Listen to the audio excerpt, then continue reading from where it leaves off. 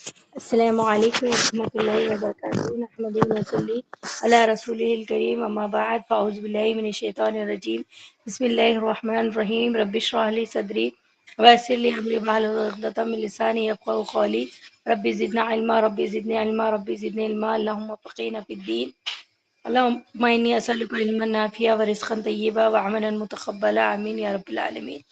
الحمدللہ آج پارہ 4 یہ چوتھا پارہ اسٹارٹ ہو رہا ہے۔ لن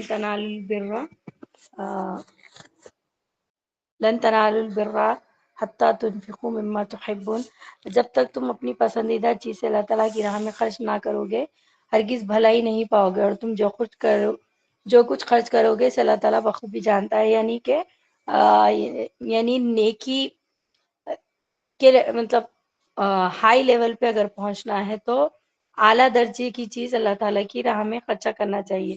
ایسا نہ ہو کہ آپ کو جو چیز پسند نہیں ہے، ہمیں اکثر لوگ ایسا کرتے ہیں کہ ہم کیا کرتے، جو چیز ہمیں پسند نہیں ہے یا زیادہ ہو جاتی یا پرانی ہو جاتی یا اپنے کو پسند نہیں آتی، ایسے چیزیں ہم اللہ کی راہ میں دیتے تھے۔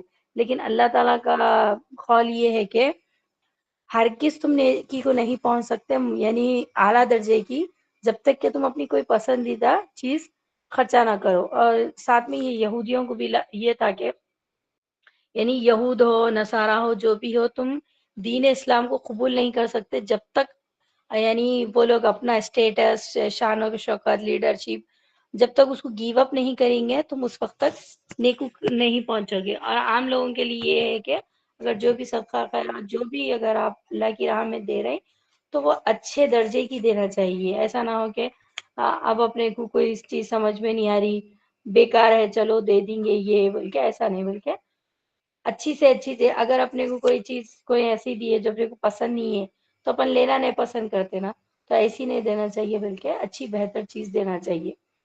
تورات کے نزول سے پہلے حضرت یعقوب علیہ السلام نے جس چیز کو اپنے اوپر حرام کر لیا تھا اس کے سوا تمام کھانے بنی اسرائیل پر حرام تھے۔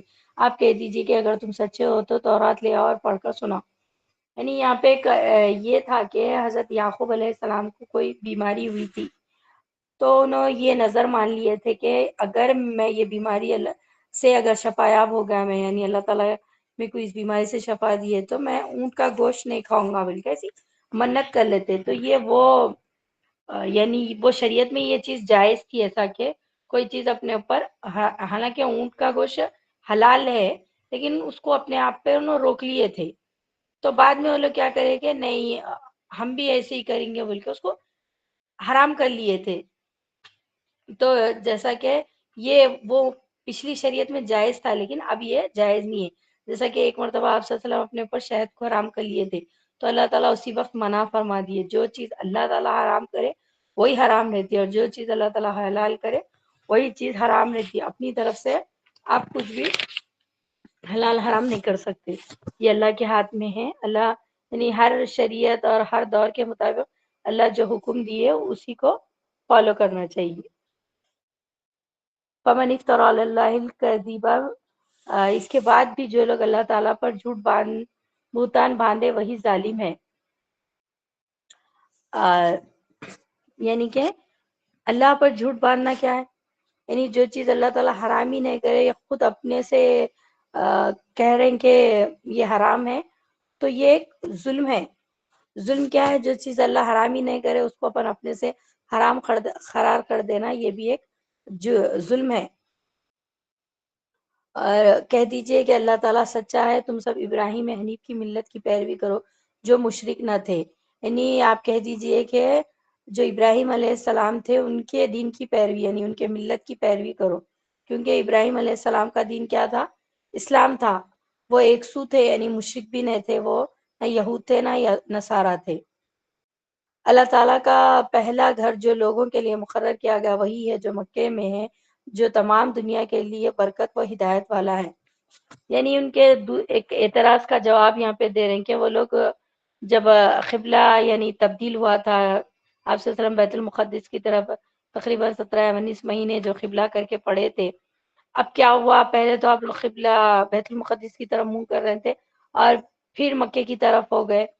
حالانکہ آپ تو ابراہیم علیہ السلام کی ملت کو فالو کرتے، تو پھر ایسا کہ ابراہیم علیہ السلام کو تو انہوں عراق سے فلسطین کو چلے گئے تھے، تو وہاں پہ بیت المقدس تھا، تو وہ قبلہ ہے. آپ اگر آپ حضرت ابراہیم کو فالو کرتے تو پھر آپ بیت المقدس کو بھی فالو کرو بول کے ان لوگوں کا اعتراض تھا. تو اللہ تعالیٰ بتا دیے کہ جو دنیا میں سب سے پہلا گھر ہے وہ کعبہ ہے، یعنی اللہ کا گھر جو سب سے پہلا گھر ہے وہ کعبہ ہے، جس کی یعنی بنیاد سب سے پہلے فرشتے رہ کے بھی حضرت آدم علیہ السلام بنائے، پھر اس کو حضرت ابراہیم علیہ السلام بنائے. تو یہ سب کے لیے ہے، اس میں اللہ تعالیٰ برکت رکھے وہ گھر میں.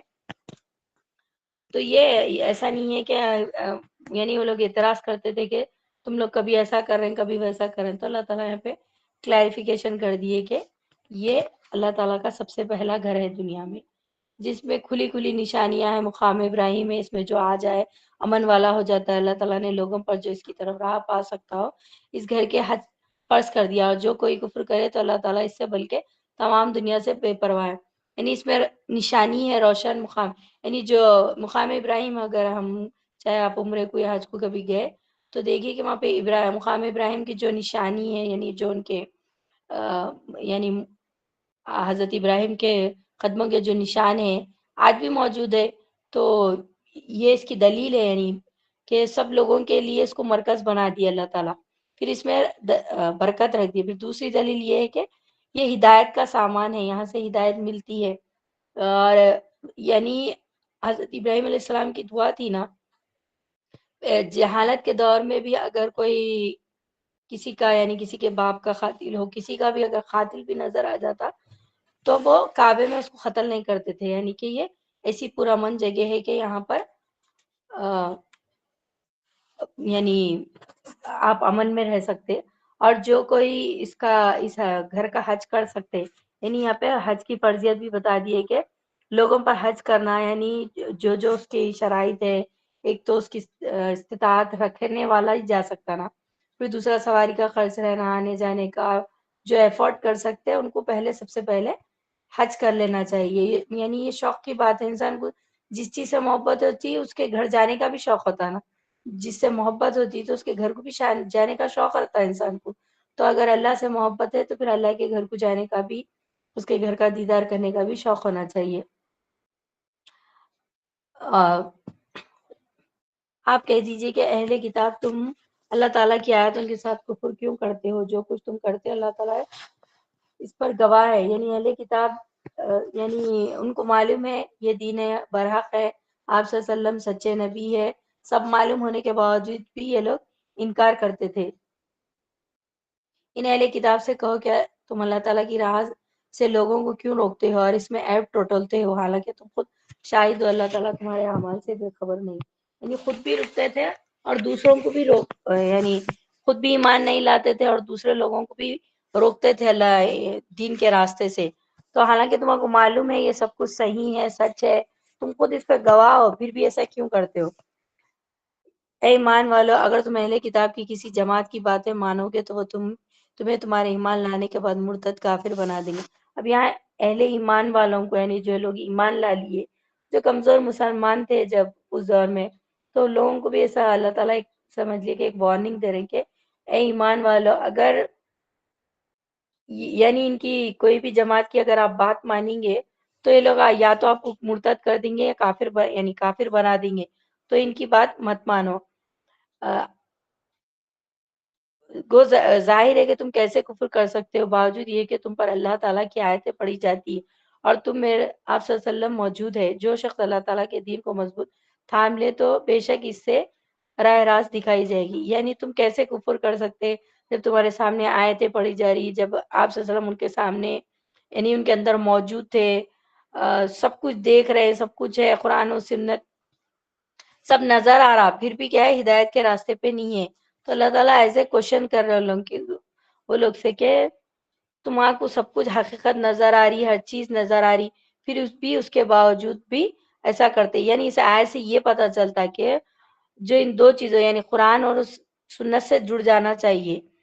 قرآن اور سنت سے جو جڑ گیا تو وہ کامیاب ہو گیا. یعنی قرآن کو جاننا ضروری ہے، آپ صلی اللہ علیہ وسلم کی زندگی کے بارے میں جاننا ضروری ہے، اسی میں ہمارے لیے امن ہے. تو جو کوئی اس کو مضبوطی سے پکڑ لے یعنی قرآن اور سنت کو مضبوطی سے پکڑ لے تو وہی ہدایت پالے گا۔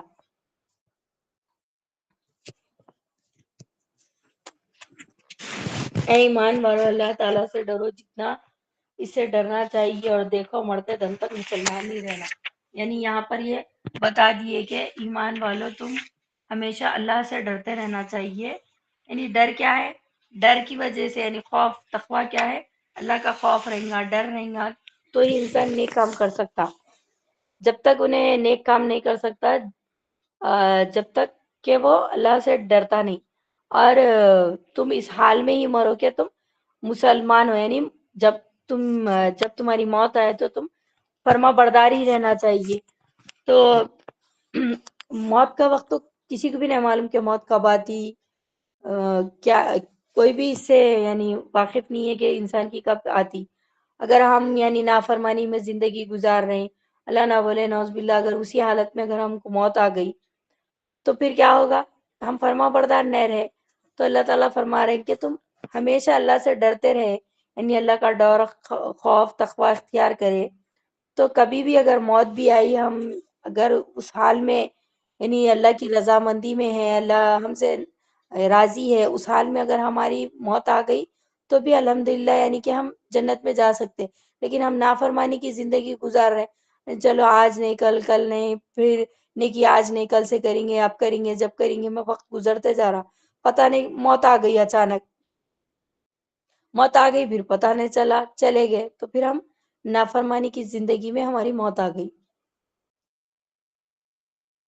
اللہ تعالیٰ کی رسی کو سب مل کر مضبوط تھام لو اور پھوٹ نہ ڈالو۔ اللہ تعالیٰ کو کی اس وقت کی نعمت کو یاد کرو جب تم ایک دوسرے کے دشمن تھے، تو اس نے تمہارے دلوں میں الفت ڈال دی، بس تم اس کی مہربانی سے بھائی بھائی ہو گئے، اور تم آگ کے گڑھے کے کنارے پہنچ چکے تھے تو اس نے تمہیں بچا لیا۔ اللہ تعالیٰ اسی طرح تمہارے لیے اپنی نشانیاں بیان کرتا ہے تاکہ تم ہدایت پاؤ۔ تو اس آیت میں یہ ہے کہ دیکھو اللہ کی رسی کو مضبوطی سے تھام لو۔ جیسے گردن کی رگ کٹ جائے تو انسان کی موت ہو جاتی، اسی طرح اگر اللہ کی رسی کٹ جائے تو انسان کی روحانی موت ہو جاتی۔ یعنی اللہ کی رسی کو سارے کے سارے مل کر پکڑ لو۔ یعنی حکم یہ ہو رہا کہ اللہ کی رسی کیا ہے؟ قرآن ہے۔ اگر قرآن سے چمٹ گئے، یعنی قرآن سے ہدایت لیے، تو کبھی گمراہ نہیں ہوں گے، نہ ہلاکت ہوگی، نہ بربادی ہوگی۔ آپ صلی اللہ علیہ وسلم نے فرمایا کہ 3 باتوں سے اللہ تعالیٰ خوش ہوتا ہے۔ ایک تو اس کی عبادت کرو اور اس کے ساتھ کسی کو شریک نہ کرو۔ دوسرا، اللہ کی رسی کو اتفاق سے پکڑو، یعنی تفرقہ نہ ڈالو۔ تیسرا، مسلمان بادشاہوں کی خیر خواہی کرو۔ اور 3 باتوں سے اللہ ناراض ہوتا ہے: فضول باتیں کرنا، یعنی بیکار باتیں کرنا جن کا کوئی حاصل نہیں ہے، نہ دنیا میں کوئی فائدہ ہے، نہ آخرت میں کوئی فائدہ ہے، صرف باتیں کرنے کا شوق ہے۔ دوسرا کثرت سوال سے، اور تیسرا مال کو برباد کرنا، یعنی ایسی جگہوں پہ مال کو لگانا، ضائع کرنا، شو آف کرنا، یہ چیزوں سے اللہ تعالیٰ ناراض ہوتا۔ تو ہمیں دیکھنے چاہیے ہم کون سے ایسے اعمال کر رہے ہیں جس سے اللہ ناراض ہو رہا ہے، آج جس سے اللہ تعالیٰ راضی ہو رہا۔ ہمیں اپنے یعنی کاموں پہ بھی غور و فکر کرنا چاہیے کہ ہم یعنی ہمارے کون سے کام سے اللہ خوش ہو رہا اور کون سے کام سے اللہ تعالیٰ ناراض ہو رہا۔ تم میں سے ایک جماعت ایسی ہونی چاہیے جو بھلائی کی طرف بلائے اور نیک کاموں کا حکم کرے اور برے کاموں سے روکے، اور یہی لوگ فلاح پانے والے ہیں۔ یعنی کہ تم میں ایک گروہ ایسا ہونا چاہیے جو نیکی کی دعوت دینا، برے کاموں سے روکنا، تو ایسے لوگ فلاح پانے والے ہیں۔ یعنی تم سب اصلاح کے لیے کھڑے ہو تو ایسی امت ہو، یعنی امت مسلمہ ایسی امت ہے جو خیر اور بھلائی کی طرف بلاتی ہے اور نیک کاموں کا حکم کرتی ہے اور برے کاموں سے روکتی ہے۔ تم ان لوگوں کی طرح نہ ہو جانا جنہوں نے اپنے پاس روشن دلیل آ جانے کے بعد بھی تفریقہ ڈالا اور اختلاف کیا، انہی لوگوں کے لیے بڑا عذاب ہونا۔ یعنی ایسے نہ ہو جانا جو جیسے کہ یہود اور نصارہ تھے، جیسے کہ روشن دلیل آ جانے کے باوجود بھی یہ لوگ جیسا فرق کر دیے، یعنی اس کو اپنی اصلی حالتوں سے تبدیل کر دیے، تو ایسے لوگوں کے لیے بڑا عذاب ہے۔ جس دن بعض چہرے سفید ہوں گے اور بعض سیاہ چہرے والوں سے کہا جائے گا کہ تم نے ایمان لانے کے بعد کفر کیا اور اب اپنے کفر کا عذاب چکو۔ یعنی قیامت کے دن کچھ چہرے ایسے ہوں گے جو سفید ہوں گے، روشن ہوں گے، یعنی نیک اور متقی لوگ، اور کچھ چہرے سیاہ ہوں گے یعنی جو گنہگار ہیں، ایسے لوگ، ایسے چہرے والوں یعنی جو سیاہ چہرے والے ہوں گے وہ اللہ کی رحمت سے دور رہیں گے. یعنی انسان جیسا عمل کرتا ویسا ہی اس کا چہرہ ہوگا، یا تو روشن ہوگا یا سیاہ ہوگا. اس کے چہرے سے ہی معلوم ہو جائے گا قیامت کے دن کہ اس کے اعمال کیسے ہے. اے نبی، ہم ان حقانی آیتوں کی تلاوت آپ پر کر رہے ہیں اور اللہ تعالیٰ کا ارادہ لوگوں پر ظلم کرنے کا نہیں ہے. اے نبی آپ یعنی برحق ہے، یہ سچ ہے، اس میں کوئی یعنی اس کتاب میں نہ کوئی نعوذ باللہ نہ مذاق ہے نہ کچھ غلط ہے، کوئی ایسی بات نہیں ہے، یہ سب حق ہے. اللہ تعالیٰ حق اور واضح چیزیں بیان کرتا ہے. اللہ تعالیٰ ہی کے لیے جو کچھ آسمانوں اور جو زمین میں، اور اللہ ہی تعالیٰ کی طرف تم سب کو لوٹ کر جانا ہے. تم بہترین امت ہو جو لوگوں کے لیے پیدا کی گئی ہے. تم نیک باتوں کا حکم کرتے ہو اور بری باتوں سے روکتے ہو. اللہ تعالیٰ پر ایمان رکھتے ہو. اگر اہل کتاب بھی ایمان لاتے تو ان کے لیے بہتر تھا، ان میں ایمان والے بھی ہے لیکن اکثر تو فاسق ہے. یعنی یہاں پر امت مسلمہ کو کہا گیا ہے کہ وہ ایک بہترین امت ہے. یعنی یہ قرآن میں ہی اللہ تعالیٰ ڈکلیئر کر دیے، اور آپ صلی اللہ علیہ وسلم بھی فرما دیے کہ اپنے بارے میں مجھے وہ نعمتیں دی گئی ہے جو اس سے پہلے کسی کو نہیں دی گئی، اور میری امت ساری امتوں سے بہتر بنائی گئی. اور آپ صلی اللہ علیہ وسلم نے فرمایا میری امت میں 70,000 لوگ ایسے ہوں گے جو بغیر حساب کے جنت میں جائیں گے، جن کے چہرے 14ویں چاند کی طرح روشن ہوں گے. اور آپ صلی اللہ علیہ وسلم نے فرمایا اہل جنت کی 20 صفیں ہیں جن میں سے 80 صفیں میری اس امت کی ہوں گی. اور آپ نے فرمایا کہ تم اہل جنت کے یعنی چوتھائی حصہ امت مسلمہ کا ہوگا، یعنی میجورٹی زیادہ جنت میں امت مسلمہ کی ہوگی. ہم سب سے آخر میں آئے، یعنی امت مسلمہ سب سے آخر میں آئی دنیا میں، لیکن جنت میں سب سے پہلے جائے گی. تو یہ آپ صلی اللہ علیہ وسلم کی امت سے پہلے کوئی امت جنت میں داخل نہیں ہو سکتی، اور آپ صلی اللہ علیہ وسلم جب تک جنت میں داخل نہیں ہوئے تب تک کوئی نبی کوئی بھی جنت میں داخل نہیں ہو سکتا. اور جب تک آپ صلی اللہ علیہ وسلم کی امت جنت میں داخل نہیں ہوئی جب تک کوئی اور امت بھی جنت میں داخل نہیں ہو سکتی. یعنی یہ اتنی بڑی فضیلت ہے کہ ہمارے لیے اتنا شرف ہے امت مسلمہ کے لیے کہ آپ صلی اللہ علیہ وسلم نے ہی اس کی بہت بڑی فضیلت بتا دی. اللہ نے ہمیں اس امت میں پیدا کیا، ہمیں اس کا اتنا شکر ادا کرنا چاہیے. یعنی ہم جتنا بھی شکر ادا کریں الحمدللہ، اللہ کا کروڑا احسان ہے کہ ہم امت مسلمہ میں پیدا ہوئے. یہی ہمارے لیے سب سے ہے. ہم جب سے آنکھ کھولے ہم یعنی دین ہمارے آنکھوں کے سامنے ہے. ہمیں اتنی محنت مشقت کرنے کی ضرورت نہیں پڑی کہ ہمیں الحمدللہ پیدائشی ہم مسلمان ہیں. تو یہی ہمارے لیے سب سے بڑا شکر ہے. یعنی ہم اگر غور و فکر کریں تو یہ سب سے بڑی ہمارے لیے نعمت ہے. یعنی تم اس لیے نکالی گئی یہ امت کہ تم بھلائی کی دعوت دیتے رہو لوگوں کو اور برائی سے تم روکتے رہو. یہ امت اس لیے ہے، یعنی یہ دین کا کام ہے. آپ صلی اللہ علیہ وسلم ایسا نہیں ہے کہ آپ صلی اللہ علیہ وسلم کر دیا ختم ہو گیا، اب جو مل گیا ہم لے لینا بڑھ جانا نہیں، بلکہ آپ صلی اللہ علیہ وسلم کے اس مشن کو آگے لے کے جانا ہے. امر بالمعروف اور نہیں عن المنکر کا ہمیشہ کرتے رہنا چاہیے. لوگوں کو ایڈوائس دینا، انکریج کرنا، دین کی طرف آنے کی دعوت دینا، حوصلہ افزائی کرنا، کہ یہ کام کرنا ہر امت مسلمہ کا ہے، ضروری ہے. تو یعنی معروف یعنی والدین کے ساتھ حسن سلوک، رشتہ داروں کے ساتھ بھلائی، غریب بیوہ مسکین یتیموں کی مدد کرنا. سب سے بڑی بھلائی توحید، ایک اللہ کی طرف بلانا سب سے بڑی بھلائی ہے. اور نہیں انل منکر یعنی روکنا، برائی سے روکنا.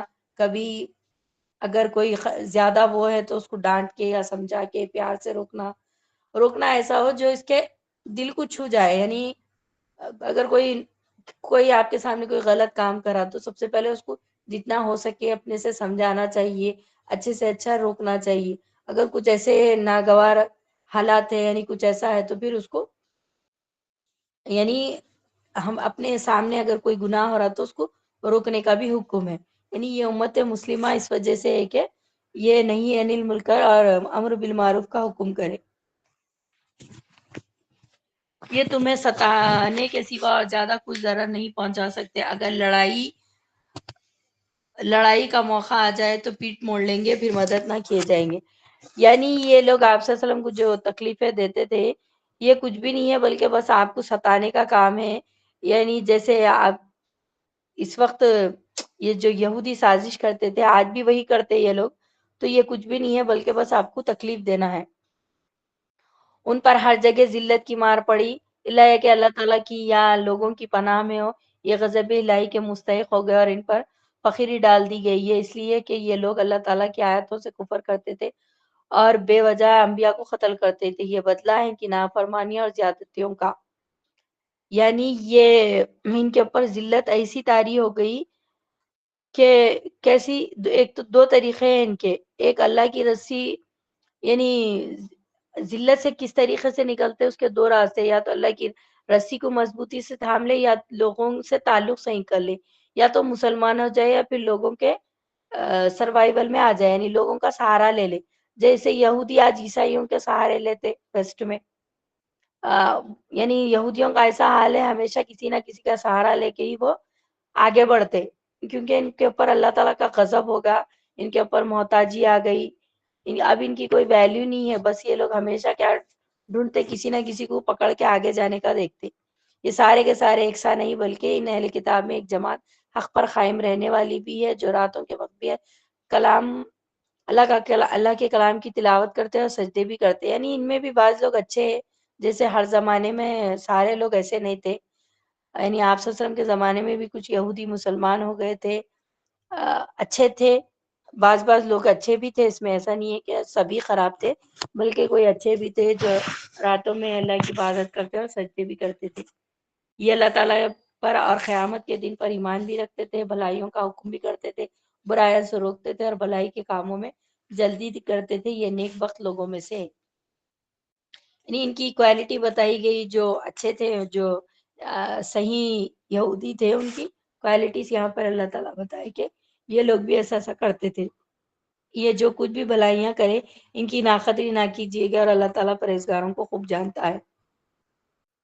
کافروں کو ان کے مال اور ان کی اولاد اللہ کے ہاں کچھ کام نہ آئے گی، یہ تو جہنمی ہے جو ہمیشہ اسی میں پڑے رہیں گے۔ یعنی کافروں کے بارے میں بھی اللہ بتا دیے کہ قیامت میں کوئی چیز ان کے لیے کام نہ آئے گی، نہ ان کی اولاد کام آئے گی، نہ ان کا مال کام آئے گا۔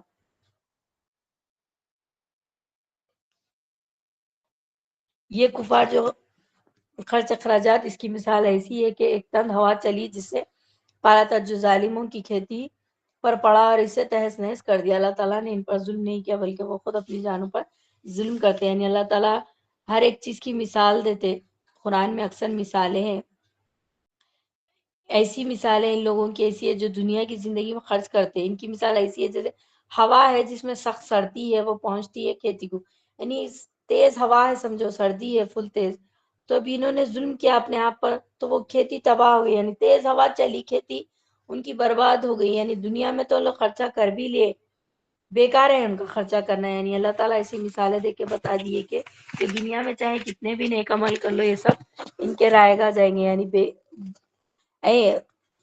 بیکار ہے ان کا خرچہ کرنا بھی۔ ایمان والوں تم اپنے دلی دوست ایمان والوں کے سوا اور کسی کو نہ بنانا، تم نہیں دیکھتے دوسرے لوگ تمہاری تباہی میں کوئی کسر نہیں اٹھا رکھتے، وہ تو چاہتے ہیں کہ تم دکھ میں پڑو، ان کی عداوت تو خود ان کی زبان سے بھی ظاہر ہو چکی ہے، اور جو ان کے سینوں میں پوشیدہ ہے وہ بہت زیادہ ہے۔ ہم نے تمہارے لیے آیتیں بیان کر دی ہے، اگر تم عقل مند ہو تو غور کرو۔ یعنی اللہ تعالیٰ بتا دیے کہ یہودی ہو، نصارہ ہو، چاہے کفار ہو، ان کو دلی دوست نہ بناؤ، یہ اپنے رازدار بھیدی نہ بناؤ، کیونکہ وہ دل سے چاہتے ہیں کہ تم کسی مشکل میں پڑ جاؤ۔ تو جو چاہے اس دور میں ہو چاہے اس دور میں ہو، کبھی بھی ہو، اللہ تعالیٰ ہمیشہ یہ قرآن میں بتا دی کہ اپنی دوستیوں پہ غور و فکر کرنا چاہیے، کیونکہ وہ لوگ دل سے دوست نہیں رہتے، جو کفار رہتے جو بھی ہے۔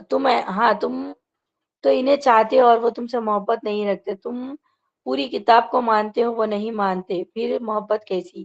یہ تمہارے سامنے تو اپنے ایمان کا اقرار کرتے ہیں، لیکن تنہائی میں مارے غصے کے انگلیاں چباتے ہیں۔ کہہ دو کہ اپنے غصے ہی میں مر جاؤ، اللہ تعالیٰ دلوں کی راز کو بخوبی جانتا ہے۔ یعنی صحابہ کو اللہ تعالیٰ بتا دیے کہ یعنی صحابہ تو چاہتے تھے کہ وہ لوگ اچھے ہو، یعنی ان کو بھی ہدایت مل جاؤ، محبت رکھتے تھے، لیکن کیونکہ صحابہ دین کے لیے خیر خواہ تھے، لیکن آج وہ لوگ اندر سے خیر خواہ نہیں تھے، بلکہ وہ لوگ تو یہ چاہتے تھے کہ مسلمانوں کو کوئی نہ کوئی تکلیف پہنچے، ہمیشہ مسلمانوں کی یعنی ٹوک میں رہتے تھے، غصے میں اپنی انگلیوں کو کاٹ لیتے تھے، یعنی کاٹ لیتے تھے، یعنی غصے سے، جیسا غصے سے دانتوں میں انگلیاں رکھ کے ایسا چبا لیتے تھے.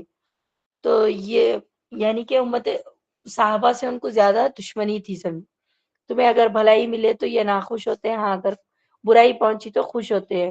تم اگر صبر کرو اور پرہیزگاری کرو تو ان کا مکر تمہیں کچھ نقصان نہ دے گا. اللہ تعالیٰ نے ان کے اعمال کا احاطہ کیا، یعنی اللہ تعالیٰ یہاں پہ بتا دیے کہ اگر یعنی صحابہ کو کوئی تکلیف پہنچتی تو لوگوں کو بڑی خوشی ہوتی تھی، اور اگر صحابہ کو کوئی یعنی اچھی چیز مل رہی، جیسا کہ جنگ میں جیت گئے، جنگ بدر میں جیت گئے، مال غنیمت مل رہا، اب وہ لوگوں کو جب تکلیف ہوتی تھی کیونکہ ان کے دلوں میں کینہ تھا.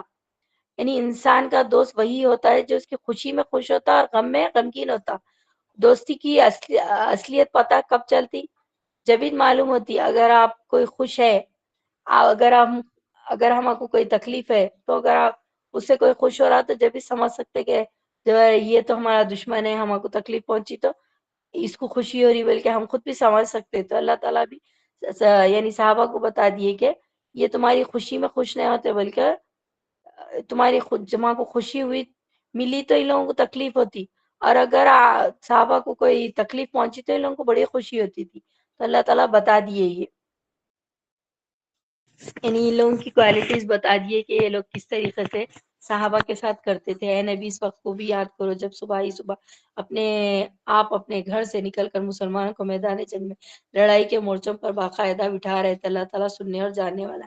اب یہاں سے آیت جنگ عہد کے بارے میں شروع ہو رہی ہے. 160 تک ان کے کچھ آیتوں میں، تھوڑے آیتوں میں یعنی جنگ عہد کے ساتھ ساتھ جنگ بدر کی بھی یاد دہانی کرائی اللہ تعالیٰ. تو رمضان 2 ہجری میں جنگ بدر ہوئی، جس میں جو 70 مشرک مارے گئے، ان کے بڑے جو سردار تھے، اور 70 قیدی بھی بنائے گئے. یہ جنگ بدر کا ہے. تو جب مسلمانوں کو اچھی فتح ہوئی تھی جنگ بدر میں، لیکن جنگ احد میں جو ہے سو یعنی مسلمان تقریباً جیت گئے تھے، لیکن کچھ صحابہ یعنی آپ صلی اللہ علیہ وسلم جو ہے سو ان کو کہیں پر ٹھہرنے کا یعنی بتا دیے تھے کہ یہاں سے جب تک وہ نہیں ہوئی، فتح نہیں ہوئی، آپ لوگ یہاں سے مت ہٹنا. لیکن کچھ ایسا ہوا کہ یعنی سمجھ میں نہیں آیا لوگوں کو، تو اللہ کیا کرے، ہو گئی جنگ سمجھ کے مال غنیمت لوٹنے میں چلے گئے، جس کی وجہ سے وہ لوگ پھر سے آ کے غلبہ کرے. یعنی فتح نہ ان لوگ کی بھی نہ ایسا ہوئی. تو یعنی جنگ عہد میں جو جیت گئے تھے مسلمان، اس کا بدلہ لینے کے لیے پھر آئے تھے یہ کافر. تو وہ جنگ عہد ہے، یعنی مدینے سے 3 میل کے فاصلے پر عہد پہاڑ ہے نا، وہاں پر. تو وہاں تک وہ پہنچ گئے تھے. ان کے جو بڑے سردار بدر میں جو مارے گئے تھے ان کا بدلہ لینے یہ لوگ آئے تھے. تو آپ صلی اللہ علیہ وسلم کو اطلاع ملی تو صحابہ سے مشورہ کیے اب کیا کرنا بول کے. تو آپ صلی اللہ علیہ وسلم کے ساتھ 1,000 لوگ تھے. 1,000 لوگوں کو لے کے آپ نکلے. تو راستے میں جو ہے سر عبداللہ بن ابی بلکہ ایک منافق تھا، منافقوں کا سردار، انہیں اپنے ساتھی 300 ساتھی کو لے کے چلے گیا. اب آپ صلی اللہ علیہ وسلم کے ساتھ 700 لوگ ہی تھے. دوسری طرف جو مشرکوں کا تھا ان لوگوں کے 3,000 لشکر تھا. تو آپ صلی اللہ علیہ وسلم عہد پر پہنچے. تو آپ صلی اللہ علیہ وسلم نے یعنی شروع میں تو مسلمانوں کا پلڑا بھاری تھا، اور اس جنگ میں یہ افواہ بھی پھیلا دیے تھے کہ نعوذ باللہ آپ صلی اللہ علیہ وسلم شہید ہو گئے. تو جب اب یہاں سے جنگ عہد کے بارے میں ہے کیسا کیسا ہوا، اور جب تم صبح سویرے نکلے گھر والوں میں تو آپ صلی اللہ علیہ وسلم ان لوگوں کو یعنی پوری پلاننگ کرا دیے تھے، پریپریشن کرا دیے تھے کہ جنگ میں کیسا کیسا کرنا چاہیے، کس کی پلیس کیسی رہنی چاہیے. یعنی بڑی حکمت کے ساتھ مسلمانوں کو پلیسمنٹ کر دیے تھے آپ صلی اللہ علیہ وسلم. یعنی اللہ تعالیٰ تو سننے والا جاننے والا ہے، ہر چیز آپ صلی اللہ علیہ وسلم سکھا دیے تھے لوگوں کو. یہ جنگ بدر میں اللہ تعالیٰ نے عین اس وقت تمہاری مدد فرمائی تھی جبکہ تم نہایت گری ہوئی حالت میں تھے، اس لیے اللہ ہی سے ڈرو نہ کسی اور سے، تاکہ تم شکر گزاری کرو. یعنی اللہ تعالیٰ یہاں پہ بتا بھی دیے کہ دیکھو جنگ عہد میں تو یعنی کہ اللہ تعالیٰ کیسا مدد کرے، کیسا فرشتوں کے ذریعے تمہاری مدد کی گئی. تو یہ یاد دہانی بھی کرائے ساتھ میں کہ اللہ تعالیٰ کبھی بھی کسی کو بھی نصرت اور فتح دیتا، اور یہ شکر گزاری باعث نصرت و امداد ہو. جب آپ مومنوں کو تسلی دے رہے تھے کیا آسمان سے 3,000 فرشتے اتر کر اللہ تعالیٰ کی مدد کرنا تمہارا کافی نہ ہوا. یعنی اب تسلی دے رہے تھے مسلمانوں کو کہ دیکھو کیسا بدر میں اللہ تعالیٰ مدد کری ہے، ویسے ہی مدد ہوئیں گی. بلکہ آپ صلی اللہ علیہ وسلم کو تسلی ملی کیوں نہیں، بلکہ اگر تم صبر و پرہیزگاری کرو اور یہ لوگ اس دم تمہارے پاس آ جائے تو تمہارے رب تمہاری امداد 5,000 فرشتوں سے کرے گا جو شاندار ہوں گے، اور یہ تو محض تمہارے دل کی خوشی اور اطمینان قلب کے لیے، ورنہ مدد تو اللہ ہی کی طرف سے جو غالب اور حکمتوں والا ہے۔ یعنی اللہ تعالیٰ جیسا جیسا جنگ بدر میں اللہ تعالیٰ یعنی مدد کرے، وہ یاد دہانی کرا رہے ہیں، یعنی تاکہ صحابہ کے دلوں کو اطمینان ہو جائے۔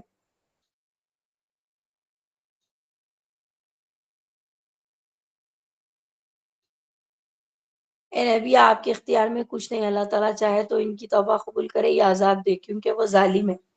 اب پھر واپس عہد کے بارے میں ہے، اب یہاں پہ پہلے وہ تھوڑے آیتوں میں جنگ بدر کے بارے میں تھا، اب اس آیت میں یعنی 120 آیت میں 28 آیت میں پھر عہد کے بارے میں ہے کہ اے نبی آپ کیسے کہہ سکتے ہیں، یعنی کہ یعنی جب آپ صلی اللہ علیہ وسلم کے اوپر یہ لوگ تیر چلائے، آپ صلی اللہ علیہ وسلم کو زخمی کر دیے، آپ کو یعنی افواہ بھی پھیلا دیے کہ آپ نعوذ باللہ آپ صلی اللہ علیہ وسلم شہید ہو گئے، تو جب آپ صلی اللہ علیہ وسلم بہت مایوس ہو کے، یعنی جب حد سے زیادہ تکلیف پہنچنے کے بعد آپ صلی اللہ علیہ وسلم کی زبان سے نکلا تھا کہ یہ قوم کیسے فلاح پائے گی یا نہیں، یعنی اس جنگ میں آپ صلی اللہ علیہ وسلم زخمی ہو گئے تھے، تو اب اللہ تعالیٰ فرما رہے ہیں کہ اے نبی آپ کا اس میں کوئی اختیار نہیں ہے، اللہ ان کو معاف کرے یا ان کو عذاب دے۔ ویسے تو یہ ظالم ہے جس نے اپنے نبی کے ساتھ یہ کیا، لیکن آپ یہ نہیں کہہ سکتے کہ اللہ ان کو کیسے ہدایت دے گا، یہ اللہ کی مرضی ہے، جس کو چاہے توبہ کی توفیق دے دے، جس کو چاہے عذاب دے دے، یہ آپ کے اختیار میں نہیں ہے، بلکہ یہ اللہ تعالیٰ کے اختیار میں ہے، آپ کے ہاتھ میں ہدایت دینا نہیں ہے، یہ ٹوٹلی ہدایت اللہ تعالیٰ کے ہاتھ میں ہے۔ کیونکہ بعد میں بھی بعض صحابہ ایسے ہوئے تھے جو بعد میں اسلام لے کر آئے، تو آپ صلی اللہ علیہ وسلم اس وقت تو یعنی جب جنگ احد ہوئی تھی، جب تو آپ صلی اللہ علیہ وسلم بولے کہ یہ قوم کو کیسا ہدایت ملے گی، یہ لوگ ایسا کر رہے ہیں، مل کے بہت مایوس ہو کے بولے تھے، لیکن اللہ تعالیٰ فرما دیے کہ اللہ چاہے تو عذاب دے، اللہ چاہے تو پھر ہدایت دے، یہ آپ کا کام نہیں ہے، یہ اللہ تعالیٰ کی مشیت ہے، اللہ کی مرضی ہے۔ آسمان اور زمین میں جو کچھ ہے سب اللہ ہی کا ہے، وہ جسے چاہے بخش دے، جسے چاہے عذاب دے، اللہ بخشنے والا مہربان ہے۔ ایمان والو بڑا چڑھا کر سود نہ کھاؤ اور اللہ تعالیٰ سے ڈرو تاکہ تمہیں نجات ملے، یعنی سود کے بارے میں بھی بتائے پھر یہاں پہ، اور اللہ اور اس کے رسول کے فرما برداری کرو تاکہ تم پر رحم کیا جائے، اور اپنے رب کی بخشش کی طرف اور اس کی جنت کی طرف دوڑو جس کا عرض آسمانوں اور زمین کے برابر ہے، جو چیز جو پرہیزگاروں کے لیے تیار کی گئی ہے۔ یعنی دوڑ لگاؤ مغفرت کی اپنے رب کی طرف، یعنی وہ چیزیں جن سے مغفرت حاصل ہوتی، جس سے تمہیں اللہ تعالیٰ کی طرف سے بخشش ملتی، تو ایسے کاموں میں آپ دوڑ لگانا چاہیے، یعنی ایسے عمل کرنا چاہیے جو آپ کو جنت کی طرف لے کے جاتے۔ تو یہاں پہ ایسا یہ بھی بتا دیے جنت جس کا عرض آسمان و زمین کے برابر ہے، یعنی جنت جو ہے آسمان اور زمین کے برابر ہے، اور ایک معنی اس کے چوڑائی کے یعنی عرض یعنی چوڑائی کو بھی بولتے، اس کی چوڑائی اتنی ہے جتنی کہ آسمان و زمین ہے۔ تو اللہ تعالیٰ فرما رہے ہیں کہ مقابلہ کرنے میں کوئی برائی نہیں ہے، یعنی ایسا نہیں ہے کہ دین کے معاملے میں ہم برائی مقابلہ کر سکتے، کیا کر سکتے ہم؟ اگر کوئی نیکی کرا تو ارے یہ نیکی کر رہے ہیں، ہم بھی کوشش کریں گے، انشاءاللہ ہم بھی اچھا کریں گے، ہم بھی ایسا مقابلہ کر سکتے۔ لیکن آج کل ہمارے مقابلے کیا ہو گئے، ہم گھروں میں، کپڑوں میں، زیوروں میں، ان دنیاوی چیزوں میں مقابلہ کرتے، لیکن جو نیک اعمال ہے، جو جنت کی طرف لے جانے والی چیزیں ہیں، اس کی طرف مقابلے نہیں کرتے، بلکہ دنیا کی چیزوں کے پیچھے ہم اسی کے پیچھے دوڑ لگاتے۔ جو لوگ آسانی میں سختی کے موقع پر بھی اللہ کے راستے میں خرچ کرتے ہیں، غصہ پینے والے اور لوگوں سے درگزر کرنے والے، اللہ تعالیٰ ان نیکوکاروں سے محبت کرتا ہے، یعنی نیک لوگوں کی اللہ تعالیٰ صفت بھی بتا رہے ہیں کہ وہ لوگ جو اللہ کی راہ میں خرچ کرتے ہیں، یعنی خوشحالی میں بھی کرتے، تنگی میں بھی کرتے، ایسا نہیں ہے کہ خوشحالی ہے تو ہی خرچہ کر رہے ہیں، تنگی میں نہیں کر رہے، بلکہ وہ لوگ ایسے تھے، صحابہ ہو، آپ صلی اللہ علیہ وسلم ہو، یہ لوگ خوشحالی میں بھی اور تنگی میں ہر حال میں اللہ کی راہ میں خرچہ کرتے تھے۔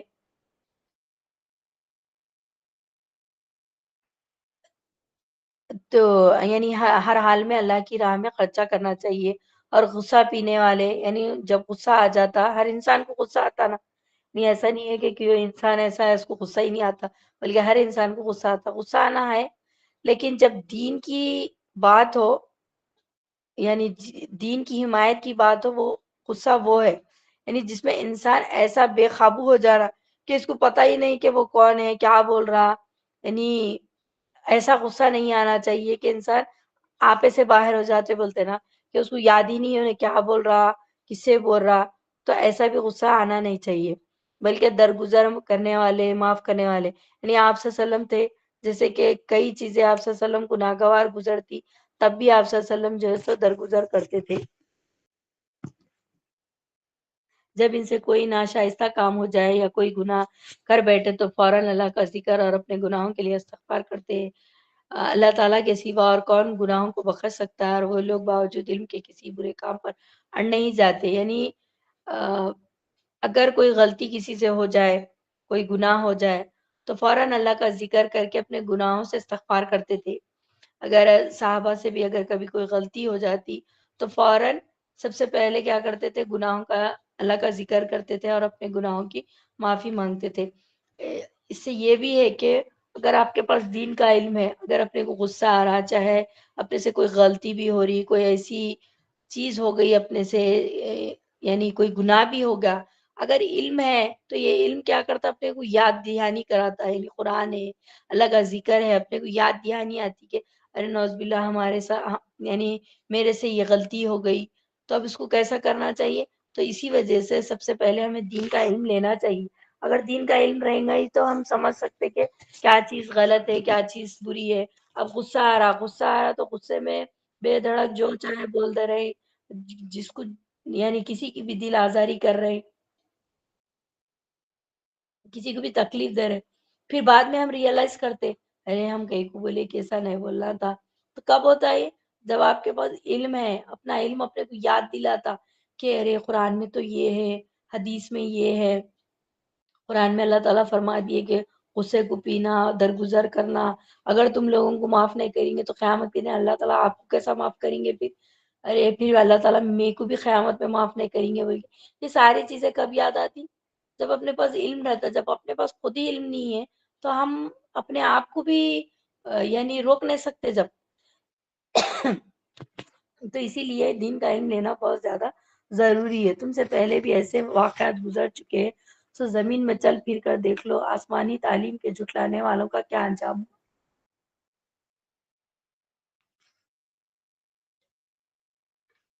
یعنی ایسی بہت سی قومیں گزر گئی، ان کا انجام کیا ہوا. یعنی جو قوم عاد، قوم ثمود، فرعون کے ساتھ، ان لوگوں کے ساتھ جو بھی حالات ہوئے، آپ ہسٹری اٹھا کے دیکھ لیجئے، آپ کو پتا چل جائے گا کہ کون سی قوم کے ساتھ کیا کیا ہوا.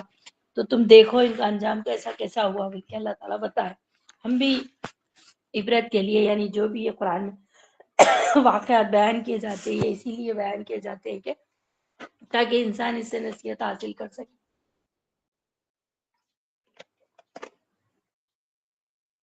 عام لوگوں کے لیے تو یہ قرآن بیان ہے، اور پرہیزگاروں کے لیے ہدایت و نصیحت ہے. یعنی اللہ تعالیٰ بتا دیے عام لوگوں کے لیے. بھئی یہ کیا ہے، یہ تو نوزیل آباد لوگ ایسا سمجھتے کہ یہ تو صرف پرانے لوگوں کی کہانیاں ہیں، قصے، واقعات ہے، اب جب ہو گیا ہم کیا کرنا. یہ تو گزر گئے کہانیاں ہیں. نہیں، بلکہ ہمیں اس سے سبق اور عبرت اور نصیحت لینی چاہیے کہ یہ کرے یہ لوگ تو کیوں، کیا وجہ تھی ایسا کرے. تو پھر ان کے پر عذاب کہیں کو آیا. اللہ تعالیٰ ان کو عذاب دینے کا اللہ کا کوئی ارادہ نہیں رہتا، لیکن انسان خود اپنے سے کرنے پہ پھر جب یہ حالات ہو جاتے کہ پھر اللہ تعالیٰ ان کو عذاب دیتا. تم نہ سستی کرو اور نہ غمگین ہو، تم ہی غالب رہو گے اگر تم ایماندار ہو. اب اللہ تعالیٰ ہی مسلمانوں کو ہمت دلا رہے ہیں کہ تم غم مت کرو. یعنی یہ جو جنگ ہونے والی تھی نا، جنگیں، تم غم مت کرو، بلکہ تم ہی غالب آؤ گے، تم ہی بلند ہوگے. تو مسلمانوں کو اپنے ایمان کے یہ جو یعنی وہ ہو گئے تھے، یعنی یہ جو شکست ہوئی بلے جیسا ہو گیا تھا نا جنگ عہد میں، تو اللہ تعالیٰ یعنی تسلی دے رہے ہیں صحابہ کو، سب کو، کہ تم کمزور نہ پڑو بلکہ تم ہی غالب آؤ گے. اگر تم زخمی ہوئے تو تمہارے مخالف لوگ بھی تو ایسے ہی زخمی ہو چکے ہیں. ہم ان دونوں کو لوگوں کے درمیان عدلتے بدلتے رہتے ہیں. شکست عہد اس لیے تھی کہ اللہ تعالیٰ ایمان والوں کو ظاہر کر دے اور تم میں سے بعض کو شہادت کا درجہ عطا فرمائے. اللہ تعالیٰ ظالموں سے محبت نہیں کرتا. یعنی اگر یعنی کہ اب جنگ عہد میں ہو، جو بھی جنگ میں ہو، اگر ایک ایک یعنی ایک گروہ کو زخم پہنچ رہا ہے، جیسا کہ امت مسلمہ ہے جو ایمان والے، اگر تمہارے کو زخم پہنچ رہا تو ان کو بھی زخم پہنچ رہا. اگر تمہیں عہد میں زخم لگے تو مشرکین کو بھی، تو ان لوگ کو بھی بدر میں چوٹ لگی تھی. تو یہ دن ہے، یہ آیت سب سے یعنی وہ ہے تلکل ایام نداولها بین الناس. یہ تو اللہ تعالیٰ یہ بتا دیے یہ دن ہے، ہم پھیرتے رہتے ہیں ان کو درمیان لوگوں کے، یعنی لوگوں کے درمیان یہ دنوں کو ہم پھیرتے، یعنی جیسے کہ ہمارے بھی دن ہیں، اچھے دن برے دن. تو یہ اپ اینڈ ڈاؤن زندگی میں، ہر انسان کی زندگی میں اپ اینڈ ڈاؤنس آتے رہتے، جیت ہار، اچھے دن برے دن. یہ کیوں ہوتا، یعنی ایسا کئی ہوا ویسا کئی ہوا، یعنی کوئی بھی چیز ہمیشہ قائم نہیں رہتی، نہ خوشی ہمیشہ رہتی نہ غم ہمیشہ رہتا. تو انسان اس پر دل شکستہ نہیں ہونا چاہیے، بلکہ جان لو کہ تم میں سے کس، یعنی اللہ تعالیٰ یہ دیکھنا چاہ رہے تھے کہ کس کا ایمان پکا ہے. اب جیسا کہ منافق جو تھا، منافقوں کا سردار انہیں اپنے لوگوں کو لے کے ہٹ گیا، 300 لوگوں کو، تو پتا چل گیا کہ یہ لوگ منافق ہے بول کے. تو اللہ تعالیٰ دیکھنا چاہ رہے تھے اس میں کہ کون دین پر جمے رہتے اور کون جو ہے سو ہٹ جاتے. تو اللہ تعالیٰ یہ دن ہے ہمیشہ ایک جیسے نہیں رہتے، کبھی بھی حالات خوشی ہو کبھی غم ہو، حالات اچھے ہو برے ہو، تو یہ ہمیشہ پرماننٹ نہیں رہتے، نہ خوشی کبھی پرماننٹ رہتی نہ کبھی غم پرماننٹ رہتا. ہم پر بھی اگر کبھی تکلیف آتی تو ہم ایسا سوچتے، اب اگر کسی کے پاس اتنی تکلیف آ گئی تو ماں اتنی یہ رات کتنی بڑی رات ہے، یعنی پہاڑ جیسی رات تھی ہمارے لیے، بلکہ ہم بھی ایسے سوچتے. تو یہ دن ہے انسان کے اچھے دن اور برے دن ہمیشہ آتے جاتے رہتے، یعنی نہ کسی کے پاس خوشی ہمیشہ رہتی نہ کسی کے پاس غم ہمیشہ رہتا، یعنی ہمیشہ انسان خوش بھی نہیں رہ سکتا اور ہمیشہ انسان غم بھی نہیں رہ سکتا. تو اللہ تعالیٰ یہ بتا دیے کہ یہ دنیا ہے، اللہ تعالیٰ اس کو پھیرتے رہتے. اچھے، اب ایک بادشاہ ہے، انہیں ہمیشہ بادشاہ بھی نہیں رہتا، پھر اس کے بھی زوال آتا عروج آتا، یعنی یہ چیزیں چلتی رہتی ہے. اللہ کی یعنی کائنات کا اصول ہے، یعنی ہمیشہ اچھے دن برے دن اپ اینڈ ڈاؤن ہر انسان کی زندگی میں آتے جاتے رہتے. یہ وجہ بھی تھی کہ اللہ تعالیٰ ایمان والوں کو بالکل الگ کر دے اور کافروں کو مٹا دے. یعنی اللہ تعالیٰ جو ہے سو اس میں بتا دیے کہ ایمان والے کون ہیں اور کافر کون ہیں، ان دونوں کو الگ الگ کر دے. کیا تم یہ سمجھ بیٹھے ہو کہ تم جنت میں چلے جاؤ گے، حالانکہ اب تک اللہ تعالیٰ نے یہ ظاہر نہیں کیا کہ تم سے جہاد کرنے والے کون ہیں اور صبر کرنے والے کون ہیں. یعنی اللہ تعالیٰ ابھی تو اللہ تعالیٰ دیکھے ہی نہیں تمہیں جہاد کرنے والے کون ہیں اور صبر کرنے والے کون ہیں. اس کے بغیر تو اللہ تعالیٰ تمہیں جنت بھی نہیں ڈال سکتا. تو اللہ تعالیٰ یہاں پہ انصار اور مہاجرین، یہ جتنے بھی تھے جنہوں نے بھی ہجرت کی تھی، ہم جیسے لوگ تو کیا ہے کلمہ پڑھ لینا ہی کافی سمجھتے. اب اللہ تعالیٰ ابھی ہم سے یعنی ہماری جد و جہد، ہماری کوشش کیا ہے، وہ ابھی اللہ تعالیٰ ہم کو ٹیسٹ ہی نہیں کرے. یعنی اس دین کے لیے جو اسٹرگل ہے، یعنی اپنی ساری صلاحیتیں لگا دینا، جو بھی ہمارے پاس ہے اس دین کے لیے لگا دینا. یہ اللہ تعالیٰ جب تک کسی کی آزمائش نہیں لیتا، ٹیسٹ نہیں لیتا، تو اس کو اتنا آسان نہیں ہے. جنت اتنی آسان نہیں ہے. آزمائشیں ہر کسی کے ساتھ آتی، انبیاء علیہ السلام کے ساتھ بھی آزمائشیں آتی تھی. جتنی زیادہ آزمائش ہوں گی اتنی زیادہ پھر درجات بھی بلند ہوں گے. جنگ سے پہلے تو تم شہادت کے آرزو میں تھے، اب اسے اپنی آنکھوں سے اپنے سامنے دیکھ لیا. یعنی بعض لوگ جو ہے نا جوش و خروش میں، یعنی تمنا کرتے تھے کہ جو نوجوان لوگ تھے، یعنی جنگ احد میں موت کی تمنا کر رہے تھے کہ ہمیں بھی یعنی شہادت کی موت ہو بول کے موت کی تمنا کر رہے تھے. جب موت کو سامنے دیکھ لیے تو گھبرا گئے. یعنی واقعی یہ کہنا آسان ہوتا ہے، لیکن موت کو اپنے آنکھوں کے سامنے اگر دیکھ لیے تو یہ سب سے بڑا مشکل ہے. پتہ چلتا ہے کہ جب بات کرنے سے کچھ بھی نہ ہوتا، باتیں کرنا بہت آسان ہے، لیکن ان باتوں کی حقیقت جب پتہ چلتی، یعنی جب موت سامنے آتی، جب معلوم ہوتا ہے، یعنی ہمیں بھی زندگی میں آزمائش آتی، ان پر ہمارا ریئیکشن کیا ہونا، کیا ہم اللہ سے گلے شکوے کرنا شروع کر دیتے یا ہم شکر گزار نہیں کرتے. تو یہ یعنی موت کی تمنا کرنا آسان ہے. بعض لوگ یہ بھی کہتے کہ اگر ہم یعنی آپ صلی اللہ علیہ وسلم کے دور میں رہتے تو ہم بھی ایسا کرتے، ہم بھی ویسا کرتے تھے. اور انسان ایسا سوچ لیتا، لیکن اللہ تعالیٰ کو معلوم ہے کہ کون اگر رہتا بھی تو نہیں کر سکتا تھا ایسا. تو بعض لوگ سوچ لیتے کہ اگر ہم وہ دور میں رہتے تو ایسا کرتے تھے، ہم ویسا کرتے تھے، موت کی تمنا کرتے، لیکن جب موت سامنے آتی تو پھر کچھ بھی نہیں کر سکتے. محمد صرف اللہ ہی کے رسول ہیں، ان سے پہلے بہت سے رسول ہو چکے ہیں کہ اگر ان کا انتقال ہو جائے یا شہید ہو جائے تو تم اسلام سے اپنی ایڑیوں کے بل پھر جاؤ گے، اور جو کوئی پھر جائے اپنی ایڑیوں سے تو ہرگز اللہ تعالیٰ کچھ نہ بگاڑے گا، اللہ تعالیٰ کا کچھ نہ بگاڑے گا، ان قریب اللہ تعالیٰ شکر گزاروں کو نیکی کا بدلہ دے گا۔ یعنی جنگ عہد میں یہ افواہ پھیل گئی تھی کہ آپ صلی اللہ علیہ وسلم شہید ہو گئے بلکہ، تو صحابہ ایک دم وہ ہو جاتے، یعنی ایک دم ان لوگ ان کی ہمت ٹوٹ جاتی۔ تو اللہ تعالیٰ یہاں پہ بتا رہے ہیں کہ آپ صلی اللہ علیہ وسلم بھی رسول ہیں، جیسے اس سے پہلے جتنے بھی انبیاء تھے وہ بھی تو رسول تھے۔ تو اگر سمجھو آپ کا انتقال ہو گیا یا آپ شہید کر دیے گئے، اگر ایسا کچھ ہو گیا، یعنی وہ بھی انسان ہے، آج نے تو کل دنیا سے چلے جائیں گے، جس طریقے سے دوسرے انبیاء آئے یا چلے گئے، تو تم واپس پھر اپنی ایڑیوں کے بل، یعنی واپس اپنی ایڑیوں کے بل، یعنی کہ یعنی پھر تم اسی دنیا میں چلے جاؤ گے، یعنی جو کفر میں، جو شرک میں تم تھے، کیا واپس پھر اسی میں چلے جاؤ گے؟ یعنی انبیاء کا کام پیغام پہنچا دینا ہے۔ اب جب تک انبیاء رہے دین پہ قائم رہیں گے، لیکن جیسا وہ لوگ چلے گئے، یعنی ان کا انتقال ہوگا، کچھ بھی ہوگا، تو پھر واپس شرک میں مبتلا ہو جاؤ گے، یعنی اللہ تعالیٰ سوال کرے۔ یعنی ہر انسان کے ساتھ جو بشری تقاضا رہتا وہ آپ صلی اللہ علیہ وسلم کے ساتھ بھی تھا، یعنی آپ بھی کھانا پینا آپ کے ساتھ، یعنی آپ کو بھی موت آنی تھی، آئی۔ ایک یاد رکھیے، حی اور قیوم کی ذات صرف اللہ تعالیٰ کی ذات ہے، اللہ کے سوا کوئی بھی ایسا نہیں ہے جو ہمیشہ زندہ اور قائم رہنے والا ہے۔ تو یعنی آپ صلی اللہ علیہ وسلم کی شہید ہونے کی جو خبر پھیل گئی تھی، تو اس میں بعض صحابہ، یعنی جو کمزور مسلمان تھے، صحابہ کیا کمزور مسلمان جو تھے، ایک دم وہ ہو گئے تھے وہ لوگ۔ تو آپ سے اللہ تعالیٰ فرما رہے ہیں کہ یعنی کہ اگر ایسا کچھ ہو بھی گیا، ایسا تو ہوا نہیں تھا کہ آپ شہید ہوئے تھے، اگر ایسا کچھ ہو بھی گیا، یعنی آپ صلی اللہ علیہ وسلم کا انتقال بھی ہو جائے، تو آپ لوگوں کو دین پہ ڈٹے رہنا چاہیے، اس کے اوپر چلنا چاہیے۔ بغیر اللہ تعالیٰ کے حکم کے کوئی جاندار نہیں مر سکتا، مقرر شدہ وقت لکھا ہوا ہے۔ دنیا کی چاہت والوں کو ہم کچھ دنیا دیتے ہیں، اور آخرت کا ثواب چاہنے والوں کو وہ بھی دیں گے، اور احسان ماننے والوں کو ہم بہت جلد نیک بدلہ دیں گے۔